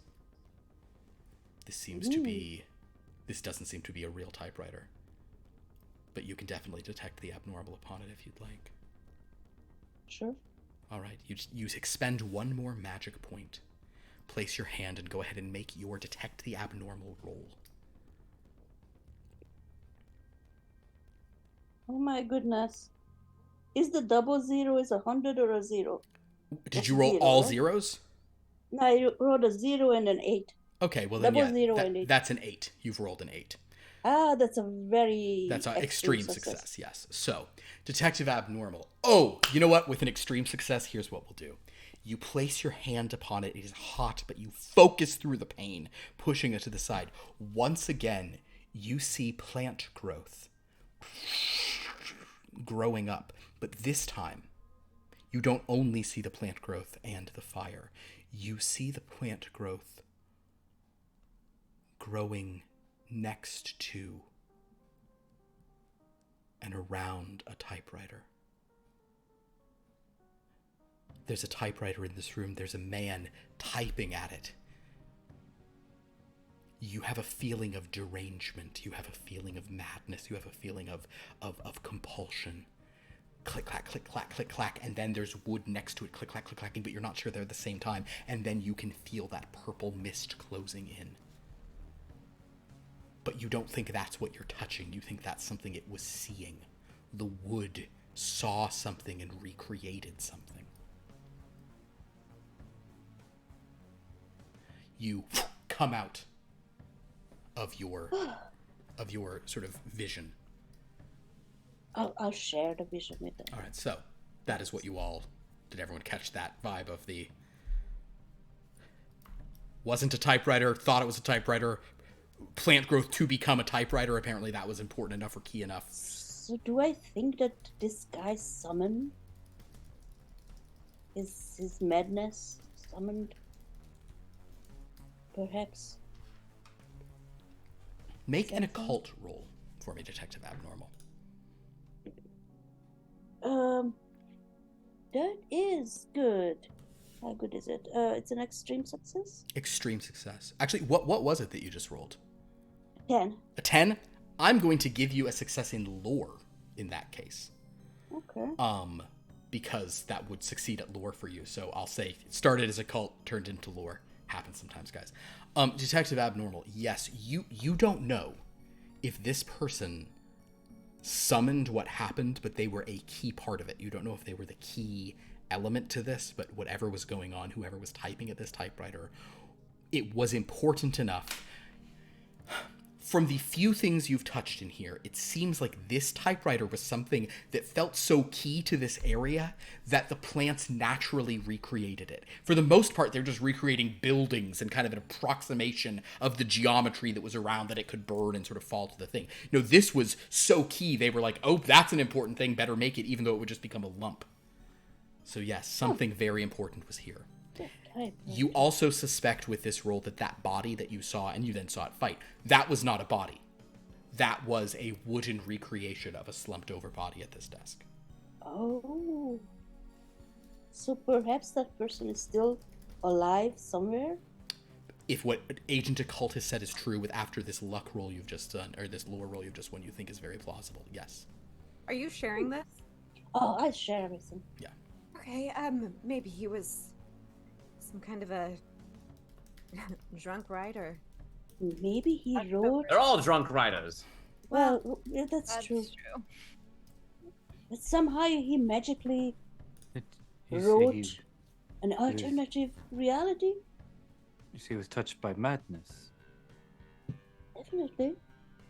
Yes, what if something was controlling him from another That plane? was that was me. That was the I was trying to summon a... No. Prior to your fumble there, Luxor, when he was typing at the typewriter, deranged as Abnormal was explaining, perhaps this is part of this interdimensional incursion. Could something have been controlling him to summon it from the other side? Occult, you seem to be the one who knows any of this. What was he writing? The hell if I know, it burned up. Again, I will mention that you did receive a clue. This you are confident is the bungalow of the man in question, Norman Westlake. You believe that was the body of Norman Westlake, but you also were told that he was at the mansion of Mr. Prescott. Perhaps we should investigate at the mansion?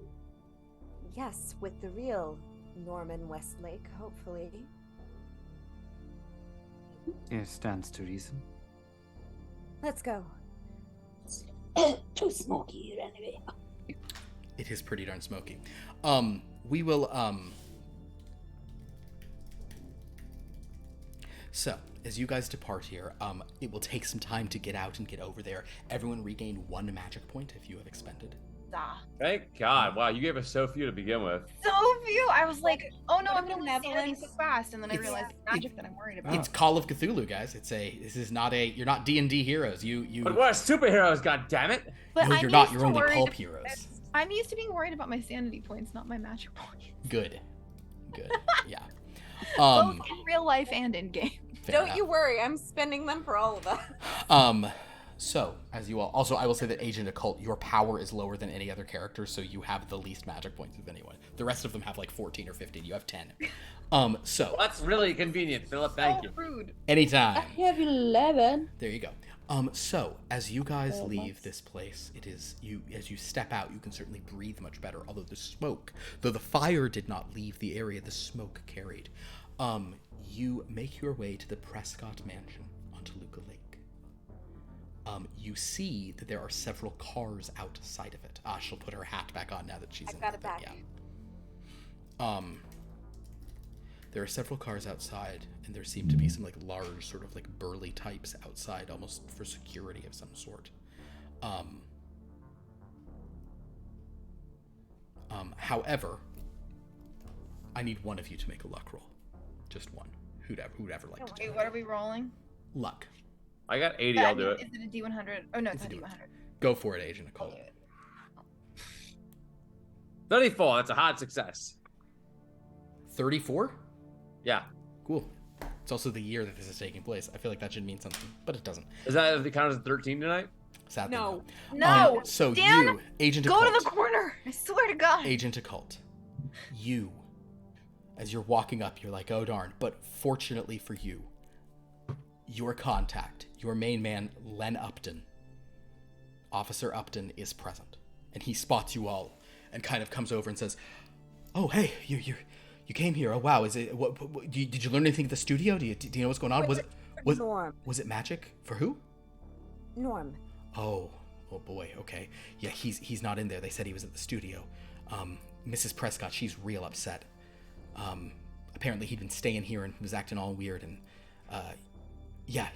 here, come on in. You guys sort of walk in, and you do hear this woman sort of saying, like, well, this is all preposterous. What? Ma'am, I'm sure it's not preposterous. I turn the corner. What are these? No, are these actors? They're all in costumes. What's going on? I thought you said all the actors died at the studio. We're investigators. That one's literally wearing a top hat and sequins. This is a bowler hat, and I'm a magician. Not an actor. A magician. I'm a detective, my dear. We are here to help. You better tell us everything. Well, you tell me what happened. All I know is that I don't seem to have any money left. Well, I'm sure I have something from the insurance, but if this whole thing, I mean, not to mention my husband and loss of life and all of that, but what about if the studio's gone? What am I even worth? Please calm down, ma'am. Calm down. Let's think about this rationally. Tell us. We're just trying to figure out what happened. Just tell us everything you know, every detail. What happened? Start from the beginning again. What happened is that Norman was here, as he is every day, and he was wandering around, spouting off his knowledge, and upsetting my children. So I said, I can't even stand that you're being permitted to live here. Why don't you get back to that studio and do some writing for once in your life to make us some money?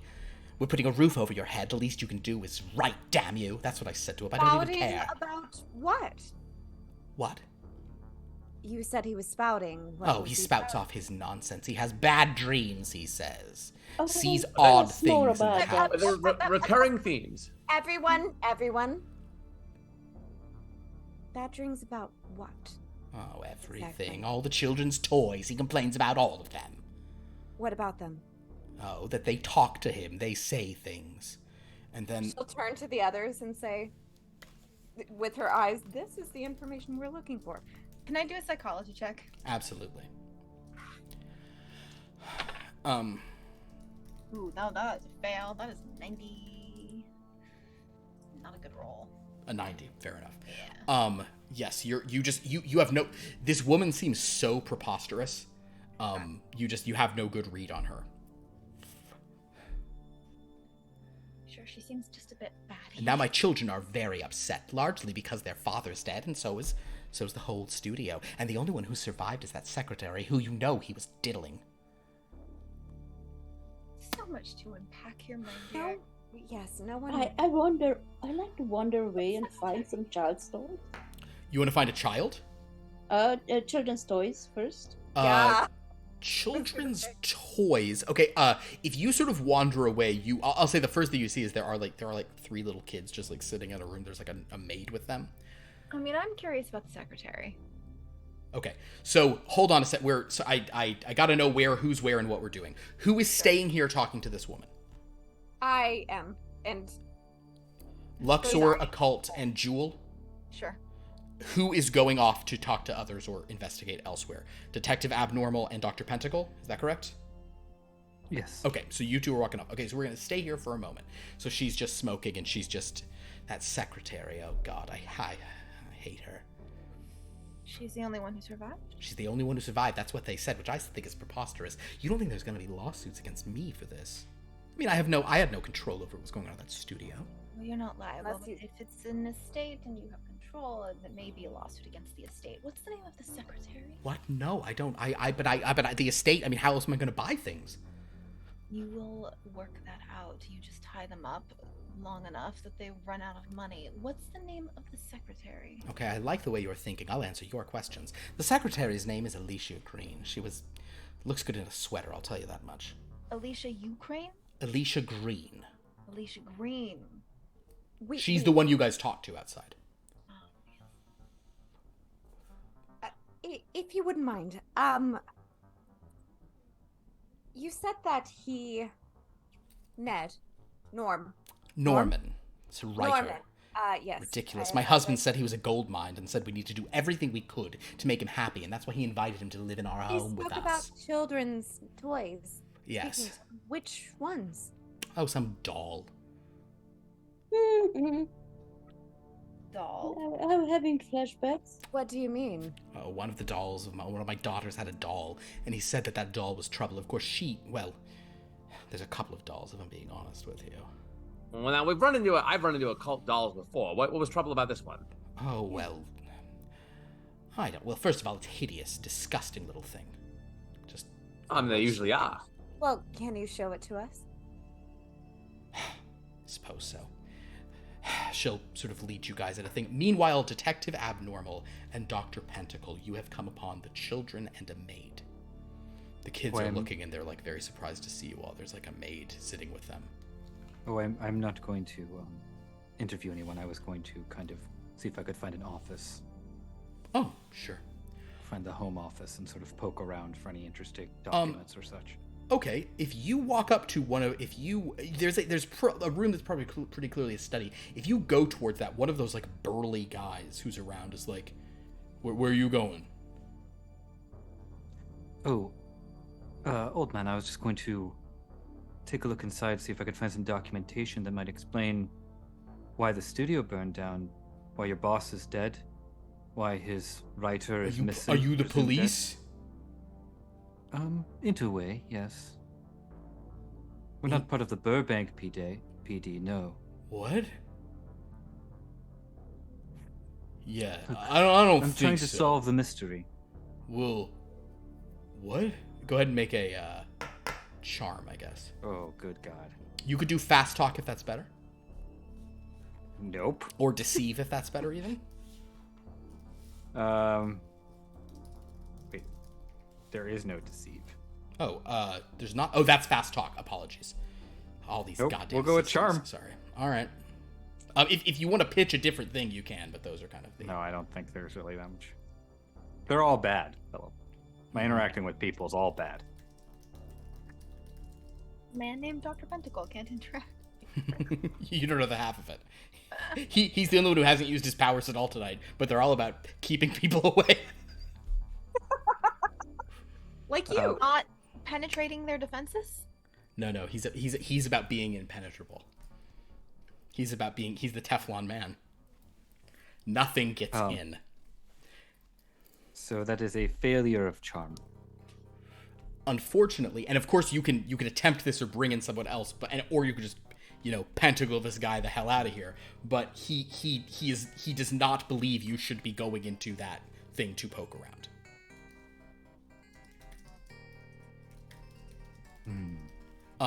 Meanwhile, Detective Abnormal. There's the kids and the maid. Dr. Pentacle's talking to a guy on the other room.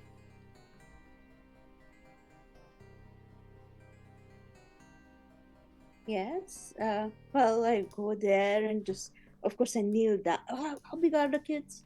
How old are they? They're between 5 and 10. Yeah. Oh, okay. It's like, oh, hello there, children. My name is Miss Yorkshire, but you can call me Camille. What's your name? The kids exchange a look, and one of them, she says, I'm Daisy.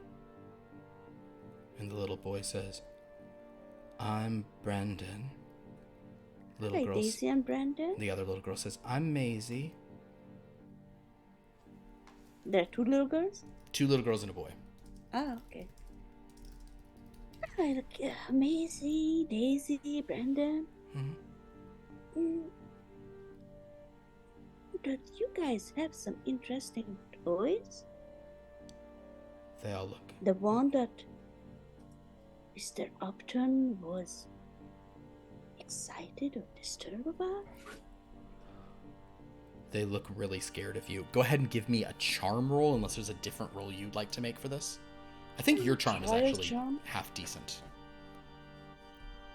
We don't see any toys. No, well, actually, you guys do. We'll get to you in a moment. Actually, it's not bad. It's a normal success. I rolled a 36. A 36. The kids, something about your bearing, Camille Abnormal, Abby someone, they kind of are like, okay, maybe we'll talk to this lady. And they say, yeah, we have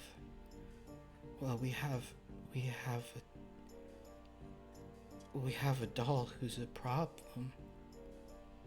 Oh, you know I'm very good with problem dolls. She's Will you really show bad. me? We don't go to that doll anymore. Some of our dolls are real nice, but not her. And Brendan goes, I don't like dolls, but that doll is scary. Oh, just tell me where it is. Maisie kind of looks up and says, Mama has her in Mama put her in the other room. Wait, excuse me, who looks up and says that? This has been said many times. You guys just weren't paying attention. Yeah, I I heard. was paying attention. I heard it. I heard. There's a little girl named Maisie. Yeah, Maisie and Daisy and Brendan. It is something from another game that I don't know. Don't worry about it. Yes, something from another game. I am worried about it. But Maisie says, he was Mama said we don't do that one anymore, and the man wouldn't stop talking about her. She's not a nice doll. She looks all weird. Terrible. We don't like her. You don't play with her at all. Which other room? They point back the way you guys came. Oh. And they say, but you don't want to see her. She's not a good doll. And well, it's my job to take care of bad dolls. And Mr. Westlake said she was... Maisie gets like really quiet. Says, Mr. Westlake said she was gonna kill my doll. I'm named after my doll. Oh. He said she was gonna kill Maisie, but I thought he meant me, and he said maybe he did. And then Mama said he had to leave. And then he said it was just a joke for Halloween, but he said no. She said you don't get it. She's gonna kill Maisie. She's gonna kill Maisie. And I said me or the doll, and he said maybe both. Oh, don't worry about it, honey. Everything's gonna be alright. I'll promise you. But now I don't know where Maisie is either. Nobody's going to kill you. Wait, what? But you don't want to see the bad doll? don't worry about anything. Do I have some candy in my purse? Shh. Make a luck roll. Dr. Pentacle, you're nearby. Oh, I'm starting to roll well again. Yay! Well, finally. I'll start to sort of drift over. Luck. It is. Luck is up at the top. I rolled a 22. What is it? What is your luck score? 57? Yeah, 57. Great. You have some candy. It's Halloween. Of course you've got candy. Candy. The maid says, I suppose it's fine. It's special. It's Halloween. Fine. And so you just, they have some candy. And as Maisie takes the candy and says, I don't like very bad Joan. And at this moment, elsewhere, the legendary Luxor, Agent Occult, and Red Jewel have been led into a side room. Some kind of sitting room. And I'm about to catch up with them. In this room, the woman walks over to a cabinet and opens it up. And just glares down into a little drawer. Inside of this drawer, you see a very, very old-fashioned doll. It's wearing a blue, sort of like strange kind of dress thing. It has these incredibly exaggerated features, like stretched out and big eyes, and this black stringy hair. And the woman says, they call this doll Very Bad Joan. And I don't like a thing about her.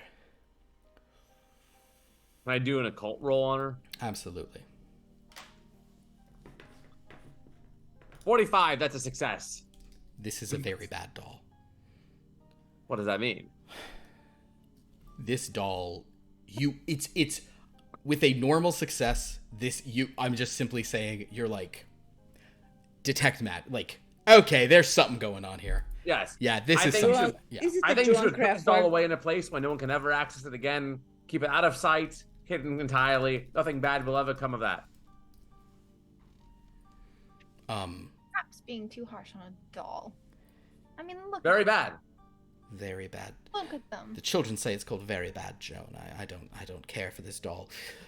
Of course, they have all sorts of dolls. They have Daisy has a little doll called Petunia. I suppose at this point we should take a look at all the dolls just to make sure none of the rest of them are as bad. You can if you wish, of course. Please. Perhaps we should collect this one. What do you mean? Well, wait, now hold on. I don't like this doll. I think there's something wrong. It's upsetting, but it is an antique, and I need my money. Can you what? Yeah, I'll appraise the doll. Go ahead and make an appraise roll on the doll. That's fine. And can I charm her into letting me have it? That, I think, is a roll that is not... what'd you roll? 40. A success. This doll is old. So yes, you suspect this doll could fetch a large price at auction. Its condition is not great because it seems like it's been played with. But even in this condition, it is probably worth... Like, it's, back in those days, like maybe not $1,000, but, hundreds of dollars, meaning it's worth a lot. Hundreds of doll hairs. Hundreds of doll hairs. Legendary Luxor, you're not going to charm this woman into giving you this expensive thing.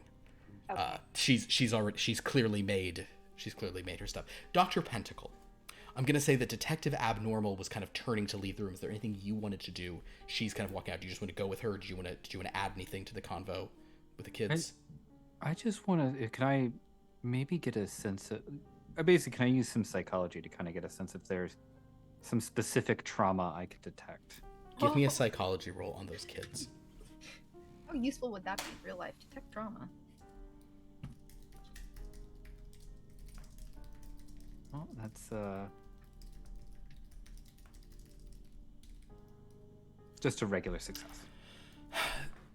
These children seem to be very agitated right now. Obviously, they're aware there was like a huge, conflagration at their father's place of business. So clearly they have a reason to be upset. But beyond that, they do seem like they have some they've been scared a lot. There's a vibe of fear in this house. That man they were talking about, Mr. Westlake, he seemed to be a scary presence. And this doll they're talking about, really, maybe he was terrifying them with his doll. You're not sure what the doll is. But a doll named Very Bad Joan doesn't seem like a very nice doll. I think. Who's Mr. Westlake again? Mr. Westlake is the Norman Westlake, the screenwriter who was living here, who you believe died at the studio. Okay. Dr. Pentacle, I will say this is on the edge of normal to sort of hard, but I'll give you this. You also get the impression that Maisie is the ringleader of these three, that they're kind of all taking their cues from her. I'd like to just sort of approach Maisie, but remain sort of standing. I'm not going to kneel down or anything. Why is she a very bad doll? What did she do? She likes to hit things. Did she hit you? Oh, yeah. She hit all of us. And she hit my Maisie. She loved to hit my Maisie. But your Maisie, you're named after your doll, did I hear that correctly? So, Very Bad Joan attacked Maisie. Well, then would you like to show me where Maisie is? Is she with Joan now? No, Maisie's with my dolls. Maisie's in our room. And the kids will go to their room. Okay, so Detective Abnormal, are you going to Very Bad Joan or to Maisie? Maisie. Okay, so you guys are going to do that. You guys are here with Very Bad Joan. Anyway, she kind of closes the thing and says, "All right, so you've seen the doll. He was telling them horrible things about that doll and how it was going to hurt them. I told him to go to the office. Next thing you know, the whole place burns down. Do you think he burned it down? I swear to God." There hasn't been enough investigation into it. If he burned it down... Oh, dear. Why do you think he would have? Oh, I just blame him for everything because he's the worst. I can't see. My husband just kept him around. He said he was a money machine. A money machine for his stories. The films he wrote tended to sell very well, yes. He lived with you. Yes, my husband said he wanted him under the roof. Are you sure your husband was stooping the secretary? Red. Just saying. She glares at you and, who are you people? What are you even doing? Get out of here. I don't want anything else to do with any of you. Get out, get out. We're here to help. Well, I don't want your help or your insinuations. Honestly, it's far less insulting. Listen. Make a psychology roll, Red Jewel. Okay.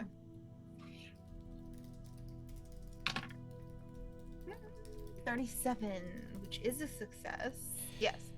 I will say with a normal success, you're not sure, but you think that there's some element to what you're saying that she's particularly upset by.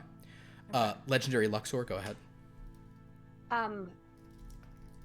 Listen, I know this is a frustrating situation for you, and we are just trying to figure out what happened to the studio, and it may benefit you very well if we find out what happened and who caused it. Was there anyone who might have wanted the studio to, let's say, not exist anymore? I'm sure there were rival heads of things. I mean, my husband was very good at what he did. It's why we have so much money. Mm-hmm. But no, I can't think of anyone who would have burned the whole place down and killed all those people. I mean, they are people, even if they're just actors and crew. You're just not supposed to just kill them all. No, they're still people. There were some executives there. I mean, my God. There's the tragedy. Was there anything in the recent days, weeks that was suspicious? I've had my hands full with the children and with our house guest. She gives Norman Red Jewel this hate look. Darling, I'm helping you out. If there is any liability issues, you have grounds to make claims of annulment and... You can go and look in his room if you want. Yes. Norman's guest room. That's fine. Go take a gander. That's fine by me. But then get out of here. I will grab Red by the wrist and just hug her. Well, I'm just saying, she could easily argue that the marriage was never consummated, if that's true. Yes, but Where did the children come from? Yeah. she's in a compromising. She could have had her own liaison. Yes, and if that came out, then she wouldn't get any of the money. So Oh, please not abuse. not get involved at this level. And here's the door. So as I you still two want walk, to take a look at the other dolls. Fun. Agent Occult, are you going to go with them or are you going to go look at the other dolls? If you say I want to look at the other dolls. I think it's important to check all ends. If you say that, the wife will say, kind of look you up and down and go, yes, very well, come with me. I'll show you the other dolls. I'm certainly fine with that. To the children's room. She'll take Agent Occult. So basically, Detective Abnormal and Dr. Pentacle, the two of you reach the kids' room in question, and you see there are many dolls in here. An interesting feature of this room is that it is painted with blue skies and white clouds all the way around. Never I seen that room before. You have. Players who were in Trow House remember that there was a playroom painted just that way. There are several dolls on several shelves. And forgive me, I can't even remember what we said. Were the kids taking you there, or you guys were just going? We were following. You were following us. Okay, so the kids lead you into this room, and they say, and Daisy says, "There's everybody," and Brandon says, "I don't really like dolls," and he kind of stands outside, like, I don't care. And which one is Daisy? Daisy's the littlest one, and Maisie's the older one. No, the doll Daisy. Oh, I'm asking the kids. we don't have a doll named after me, because I'm not named after a doll, but Maisie. And then Maisie goes, "Where's Maisie? Where's Maisie?" And she starts looking through all the dolls. And goes, "Maisie's supposed to be here. Where's Maisie?" Well, what does Maisie look like? We'll help you find her. Maisie, she has a purple dress and red hair. Which doll was next to Maisie when you last saw her? Oh, she was here. Yeah. Can I touch another doll and do maybe I can read where Maisie went? Yes, you absolutely can, genius. I will say, however, as you're sort of going over here where she's doing this, Agent Occult and the mom walk in, and she's saying, "Yes, perhaps you could actually help me with children and more." I was like, yes, I love the way you keep house. Oh, yeah, yes. Thank you, appreciate it. Oh, yeah, well, I can keep something if you. Oh, hello, children. What are you doing with these awful weird people? The red jewel's just. You're not there. You've gone elsewhere. Oh, okay. You and the legendary Luxor have gone to a different place. The three of this of it, yeah. I thought we were all together in the same room. Yeah. So meanwhile, Agent Occult, you see Detective Abnormal is picking up a doll, and what the oldest little girl is like on the verge of tears. Detective Abnormal. So you have spent your magic point. Yes. And you have rolled. Now I am torn because I rolled a 15, but 13 would be an extreme success. So you could spend 2 luck and get an extreme success. I will spend 2 luck. Understood. As you spend your precious luck to make it extreme, which is what, come on, that's what Detective Abnormal would do. With an extreme success. With an extreme success. You do, it's interesting. It's almost like you're just feeling what this doll was feeling. You're feeling what this doll was witnessing.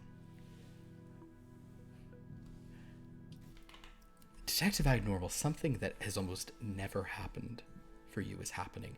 That though you are touching an inanimate object, you're feeling an emotion. And there's no other term for the emotion you feel. You feel dread. You're getting this flash of like inanimate fear.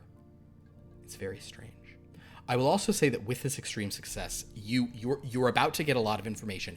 If you wanted to try abnormal sight, you could witness everything firsthand with you're going to get a lot of information. Oh yeah, I'm all in. In. So expend 5 magic points. Okay. And roll 1d10. 1d10.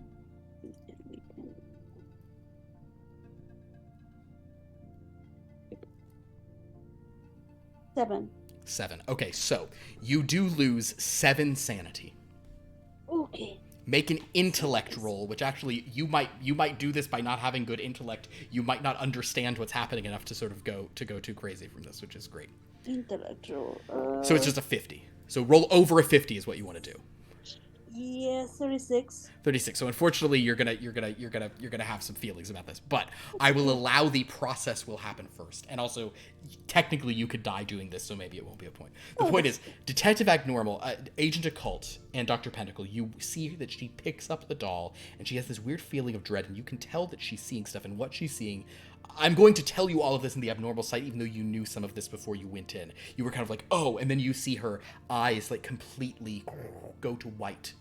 And Detective Abnormal is entering. She is using her abnormal sight. She is going into a trance, and she is going into the past to witness it from the astral realm. Detective Abnormal, you're in this room, and you see there is a doll sitting on that shelf, but this doll is unlike anything you've ever seen. When you have your abnormal sight up, you can sense magic, and you can sense evil, and you can sense power, and you haven't really felt as much in your abnormal sight on something so small and unassuming. But there is a red-haired, purple-dressed doll sitting on the shelf, and it's something that you felt when you touched the other one, but you know that the other dolls are afraid of her. They're not alive. They don't have, they're not sentient beings, but they're afraid. And it's good reason, because Detective Abnormal, you're afraid too.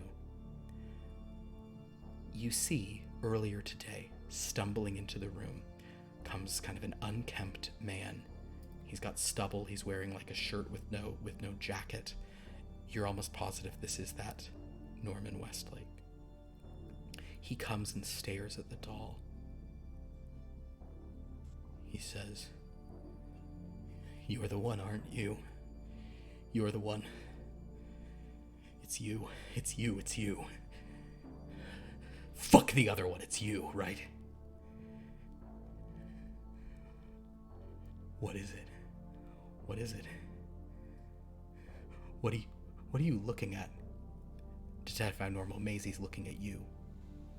The man turns around. He's unable to see you, but you can see the doll's dead eyes just bearing into you, and you swear that her head shifted slightly to get a better angle on you. He's staring up at you. He just turns back and says, "You're not gonna stop me. You're not gonna get in my way. I'm gonna ride it all. I'm gonna ride it all. And I'm getting rid of you too. And they're not gonna find you." He picks the doll up, and he walks out of the room. Detective Abnormal, as he carries her, the doll's head turns and keeps her eyes on you. And you have this compulsion. It's mixed with fear and dread, but you want to follow the doll. Please make a power roll. I don't know what power is, but yeah. Your power is 60. This 33. is the 33. Yes. It's a normal success. You could spend 3 luck to make it a hard if you wanted. Yes. Detective Abnormal, you feel this deep presence trying to pull your body along in this astral projection of what has already transpired, but you resist. Can I grab onto somebody? Maybe Agent Occult is just like, oh. You basically come out of it grabbing a hold of Agent Occult. And you can then reveal what you've seen, if you'd like. Yeah, I will probably babbling and Oh my god, I'm so sorry. And also, and I'm crazy. Oh, that's right, you've missed this. So roll a d10 for me. I wrote a 7. 7! Originally. Yes! I love it. Okay, I need you to roll what I call a D200. I need you to roll first roll a D20. D20, okay. It is a 5. A 5, great. Now roll a D10. 80. An 8, okay. 8. 80. 80. Oh, no, roll a d10 then. That's the percentile. D10. Just the And then normal it's d10. an 8, yes. An 8, yeah. Do you want to keep the 8 or you want to roll a d10? I'm cool either way. No, that's cool. Understood. You have just developed, perhaps because you were seeing a doll. It's like an inversion thing. You suddenly become, you suffer from megalophobia. You are afraid of large things. You have a new phobia. Oh, no. Awesome.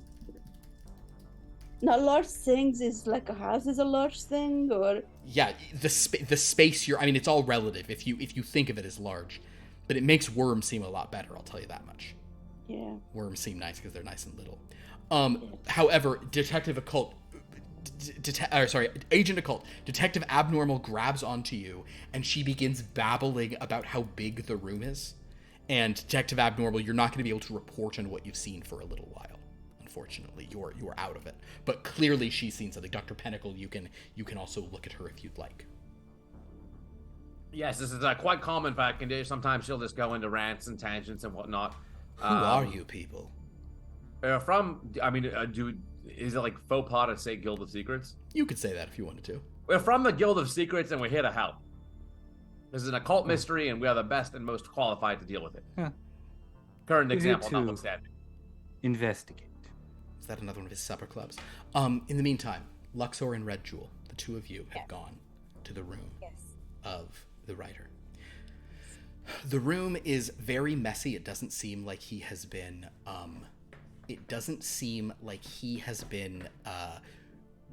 the recipient of any of the housekeeping in the home. He's also kind of in a room that's like off to one sort of side. It's like not with the other bedrooms. The room is very messy, but there are several scripts and notepads.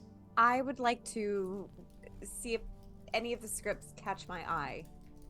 If they mention anything that might be of interest, considering all of the things that have been mentioned.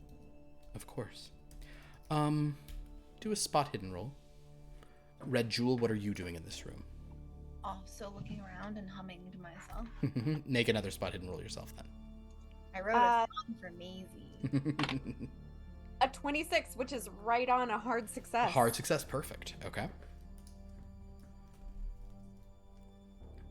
38, which is regular success. Regular success. Red Jewel, you and Legendary Luxor, you're able to notice several scripts in here that are in process. They all seem to be somewhat horrific, somewhat kind of outre. Scripts like Caliginoira, a script called The Peak of Delirium, which seems to be about people on an icy mountain. There's a script called The Necromancer Queen. That one seems like very dark and upsetting. But promising. There's also, though, a script that especially catches your eye, Legendary Luxor, as you're like flipping through based on things you just heard. There's a script called Holdfast, and it features a character named Lady Joan, who seems to be very cruel to servants. Okay. That might be a deeper cut for my Blood from a Stone people. Do you guys remember Lady Joan? Okay, yes. Good. Very bad Joan. Very bad Joan. So. Do they have dates on them? They all seem to have been written in the past. They all seem to have written this year. What is the most recent one? I'll hold on to Lady Joan. The Holdfast? Holdfast. Most recent of those, Caliginoira would be the most recent. It's that one's not finished at all. It's just about a haunted castle. Yeah. I'll grab both of those.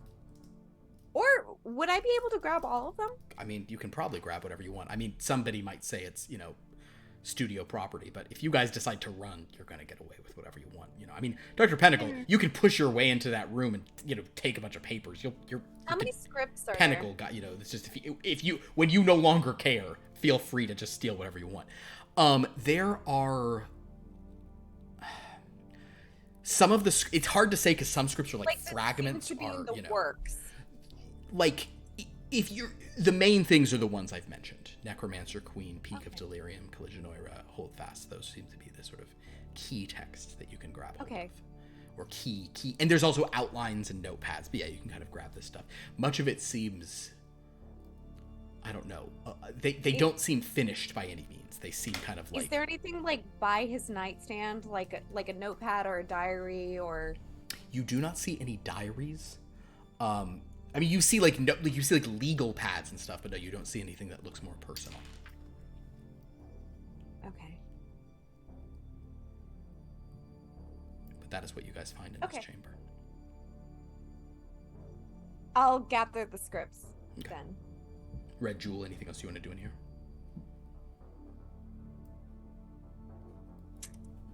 Debating.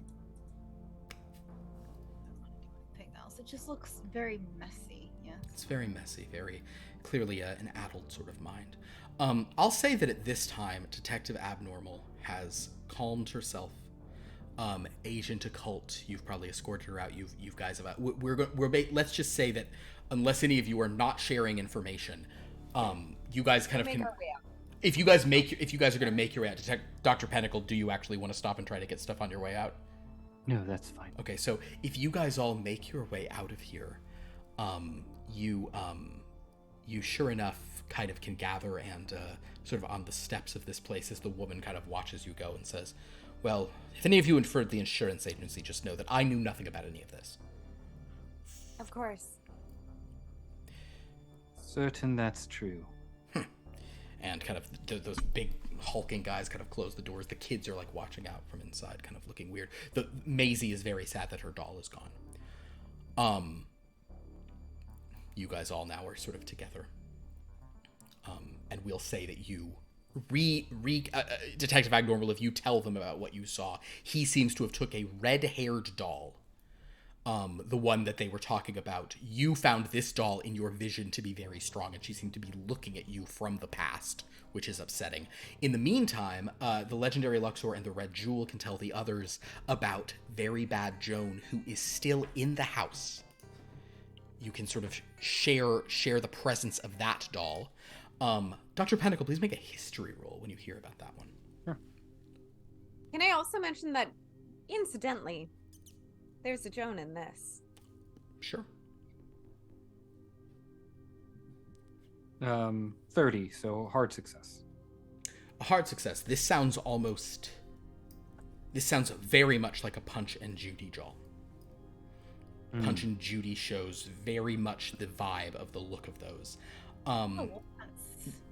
Yeah. And that doll that they call Very Bad Joan, and the girl was saying that it kept hitting her, which Punch and Judy, there's a lot of hitting, there's a lot of physical violence, domestic violence jokes in that hilarious old-fashioned British comedy. It's so funny. Yeah. It's so funny when women are abused. Yeah. Although it does seem like if Very Bad Joan is the one doing the abusing, maybe it is some shift on things.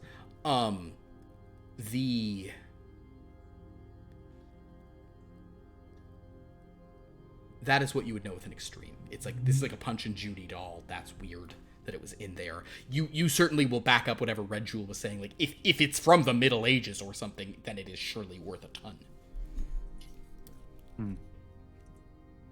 Interesting. All of it is. But Detective Abnormal, you said that this doll... Well, that he claimed that this was the actual source, yes? Yes, and I believe it. It is. This doll is truly evil. And he took the doll with him, and he wanted to destroy it. I don't know whether he succeeded or not. But that is at the root of the fire and everything. I'm certain. So we continue to need to find the writer. We need to find a writer, and we need to find the doll. Doll. Agent Occult. You three saw Punch and saw Joan, yes? I mean, she was a very bad doll, but this doll sounds a lot more you know. Yes. Anything seem off about the Joan doll? No, she was very bad. It was in bad strange. shape. She'd been played with. It was stretched out and weird. I believe that Agent Occult did notice some kind of magic upon that doll. Yes, I mean, very bad magic, yes, but, you know, she wasn't following my every eyes through time and space, so, you know, that's a... Could I, like, would there be more to learn if I did a lore roll about this doll? You could call on the mysteries of time and space and do a lore roll, absolutely. I would love to use mysteries if they call for that. Sure. Go ahead and let's. However, we're gonna do this in a more destructive fashion. So first, spend your 3 magic points. Done. Then roll your 2d6. Oh no, he only has 30. 8. Magic left. Roll your d10. All right, let me subtract that sanity first. Love it. Oh, he has 27 sanity, guys. Agent Occult is on his last. Yeah. 5. 5.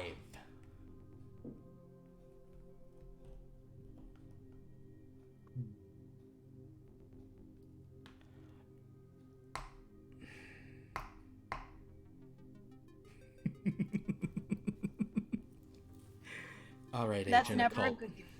Agent Occult, here's how we're gonna do this. Mm-hmm. That's a bad giggle. You guys see Agent Occult here in the fresh night air, where the you can smell the smoke on the air still, even from the distant studio here. I mean, it's not that; it's like a couple miles. Agent Occult,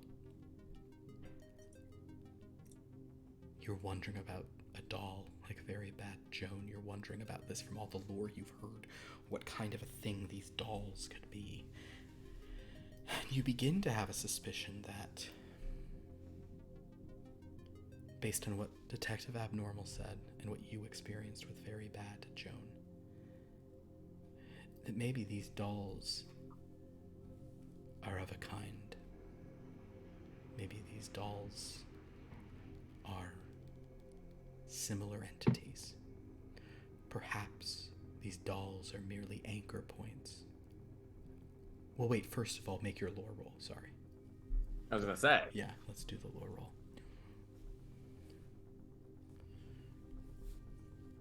It's a 51. I would like to spend however much luck I need to spend to make it a vital success. 25. Yeah, I'll spend 25 luck. Yeah, it's almost like it's a one-shot and it's 10 o'clock, why not? All right. Oh, wait, to make it a vital success? Yeah. Apologies. Yes, you would need to spend from 51, you'd need to spend 45. Right, done. To get to 6. There we go. You're All right. So basically, Agent Occult is kind of looking into this, and Agent Occult is like, oh my god, like this reminds me of sort of things and things you've seen. And,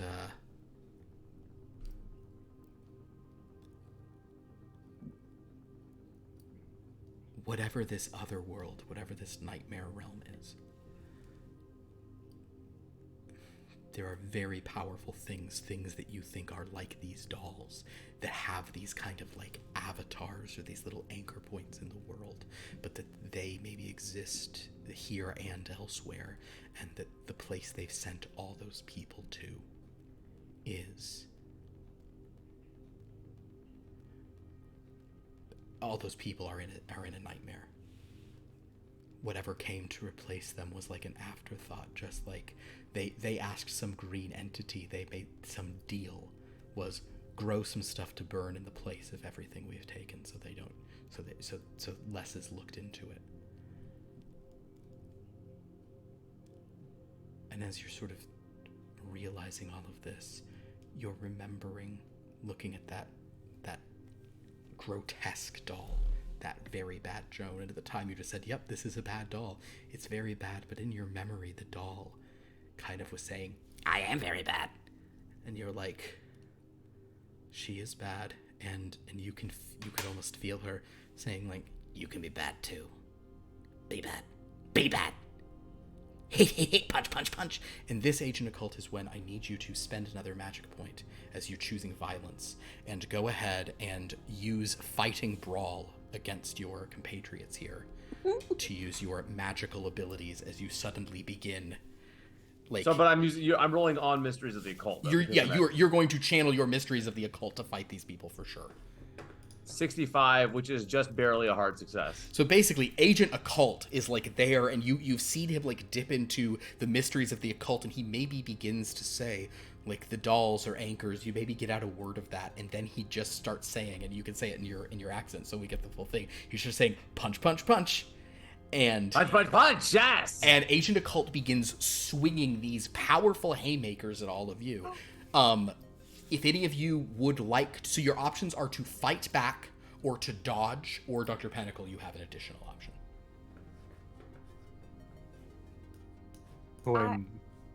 Please. I can only dodge. I can't just like leave. It's the dodging is you guys are outside at this point. He's like attacking. I mean, you can just run away for sure, but that would be a dodge to do that. Okay. But here's the deal. I will let you guys know this. He's rolled a hard success, so in order to, you have to roll a hard dodge to escape. If you choose to fight him, you have to get to an extreme. Because if you fight back, the tie goes to the aggressor. If you choose to run, the tie goes to the defender. Oh God, my dodge is so bad. Good. I'll dodge. Okay. Red Jewel, are you gonna dodge? I'll dodge. Okay. Detective Abnormal, are you going to dodge? No. What are you going to do? Try to shoot him in the leg. Understood. So you're fighting back. Okay, so go ahead and make your firearms roll. Do I make my dodge? Mm-hmm. Make your dodge. Well, actually, yeah, make your dodge roll. We'll get to all. Yeah. Do you succeed? Oh, hard success. 25. Hard success. 95. Oh, that's a fumble. Is your dodge under 50? No, it's a 96 would be a fumble. Never mind. It's not a fumble. Oh, Dr. Pentacle, so what are you doing as Agent Occult is just suddenly I am Pentacle Shield. Okay. Are you going to do which kind of Pentacle Shield would you like to do? Just the standard. Okay. Go ahead and do a Pentacle Shield. Roll. Expend your magic. Make a Pentacle Shield roll. That's not good. Oh boy. None of this is good. Oh boy.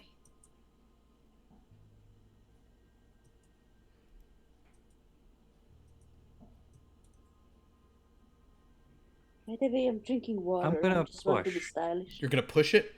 Oh, push it. Oh my god, Pierce failed this. Pierce failed this so bad. Pierce, I want you to fail so bad. Vanda, what did you roll for your firearms? I rolled a 15, but I'm gonna roll use 2 magic to make it 13. Yeah, 2 luck. Oh, you're not supposed to be able to use luck in contested rolls. I just realized. Oh. You're not supposed to be able to. It's you know what? It's Will. He's half NPC at this point. It's fine. I can use 10 luck if that makes you happy. No. You use your luck. Fine. Dr. Pentacle, how we do? It's a regular success. Regular success. So, basically what happens is the Red Jewel manages to just get back. You probably were just the furthest from him. The Agent Occult connects with the legendary Luxor. Agent Occult, please roll. I'm going to up you since you're magical. Roll a d6. 4. You take 5 hit points of damage, legendary Luxor. Roll another d6 for me. 3. And you take 4, Dr. Pentacle, as even though you throw up a Pentacle Shield, his eldritchly thing and just like the time he just was getting it, like the shield is going up and you've kind of hit his hand off, but he still sort of connects, kind of like knocking you down. Detective Abnormal, as he swings around, he's coming for you. You shoot him in the leg. Roll a d10. D10. 0, 10. Uh-oh. Agent Occult, though it's a leg shot, Agent Occult does like a drop. Oh.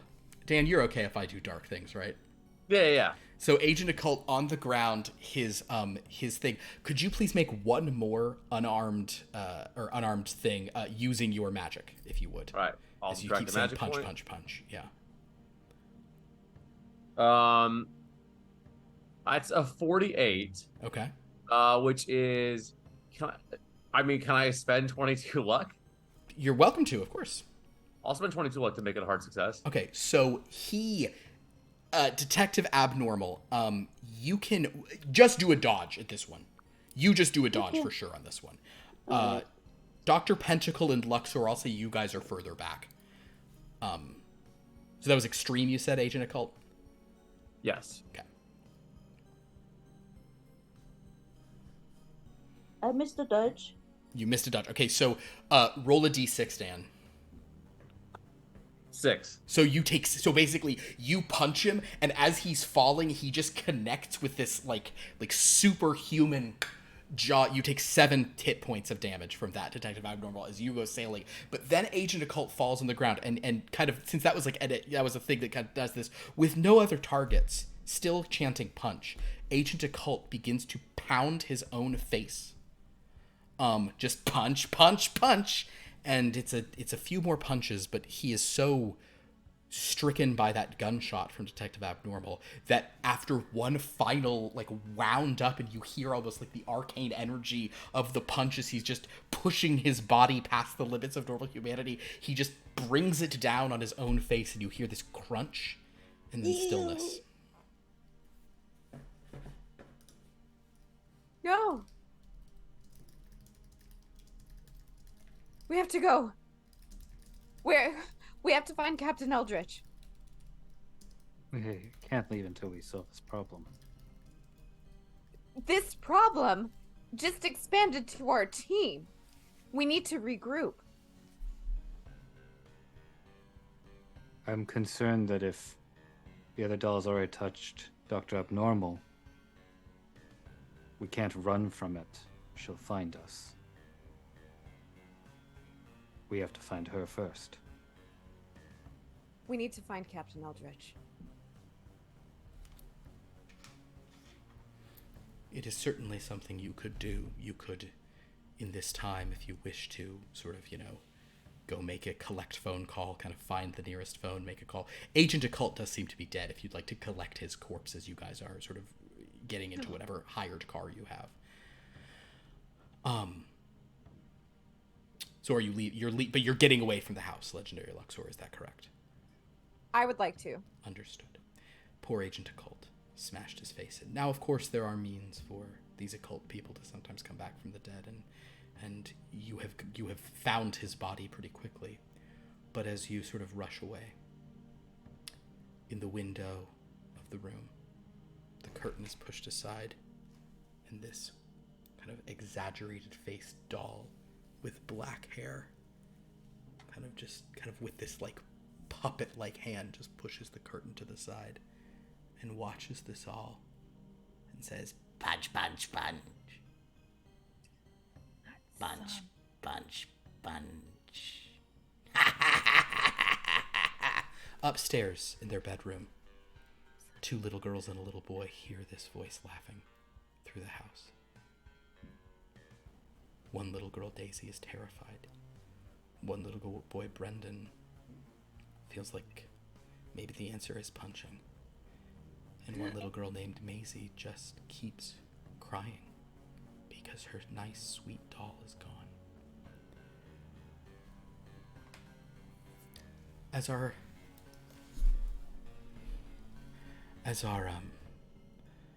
heroes drive away from this place, though perhaps we will revisit these heroes at some time because these are great characters and this was fun. When they report to Captain Eldritch, he basically confirms the mad theories that Agent Occult was suggesting about some kind of dreadland having been formed of this movie studio. A very rare thing from this earth, but something more common in other realms. He suggests that these dolls be kept track of, but Maisie, as far as you all know, for the next few years, you never hear anything about that doll. And the other doll seems to go missing as well.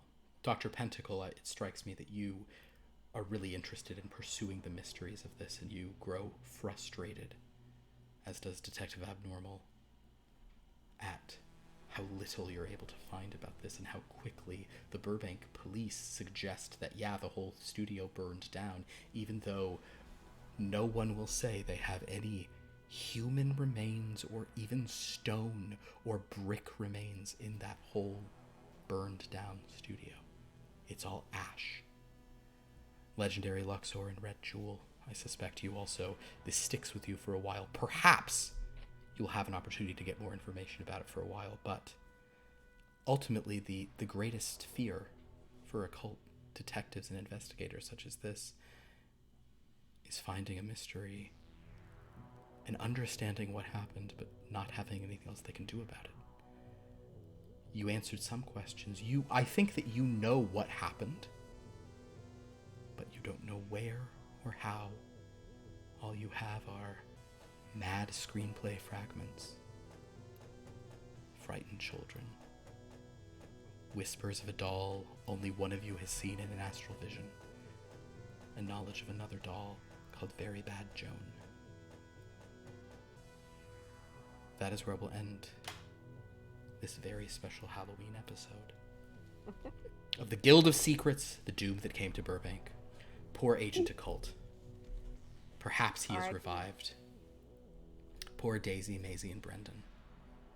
It's hard to be kids in this world.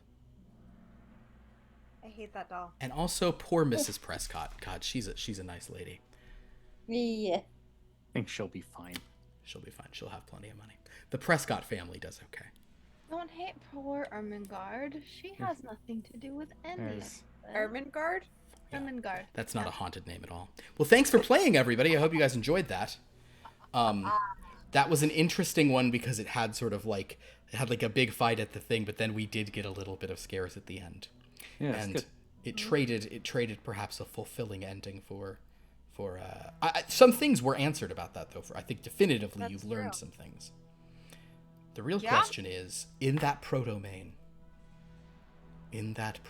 of Prescott-Lohmann-Cinema, who's in charge there? Is that Maisie's party, or does that one belong to Very Bad Joan? Who knows? Who can Who say? knows indeed. Either way, it's not Ermengarde's fault, so don't be mad at her. That's fair. To see sort of what's going on with all of this, though, of course, please watch many of our other games, both Topflight and Blood From a Stone, tie into this directly. This, of course, is trading on some recent Blood From a Stone stuff, especially what was going on that island where we met. We might have seen that. We might have seen Very Bad Joan for the first time, but not known her name. But we've also seen things shaped like her, haven't we?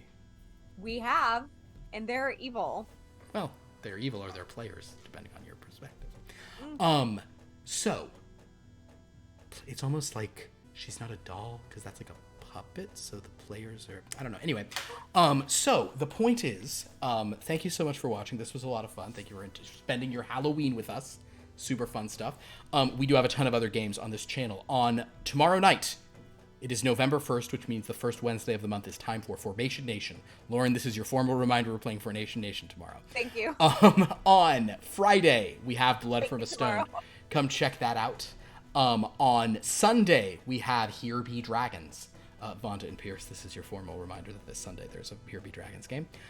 On Monday, we're back with more Theme Party. Pierce, this is your formal reminder that there's a theme party on Monday. I feel like nobody else needs these.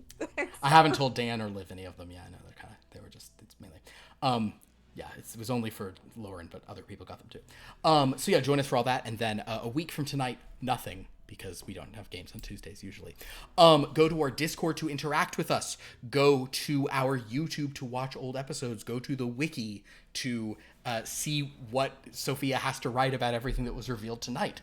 Or do we have people to thank in chat? You guys may not have been keeping track of that, but yeah, we just have to thank Ben Hader 2015 for cheering 100 bits. Thank you very much. We appreciate that.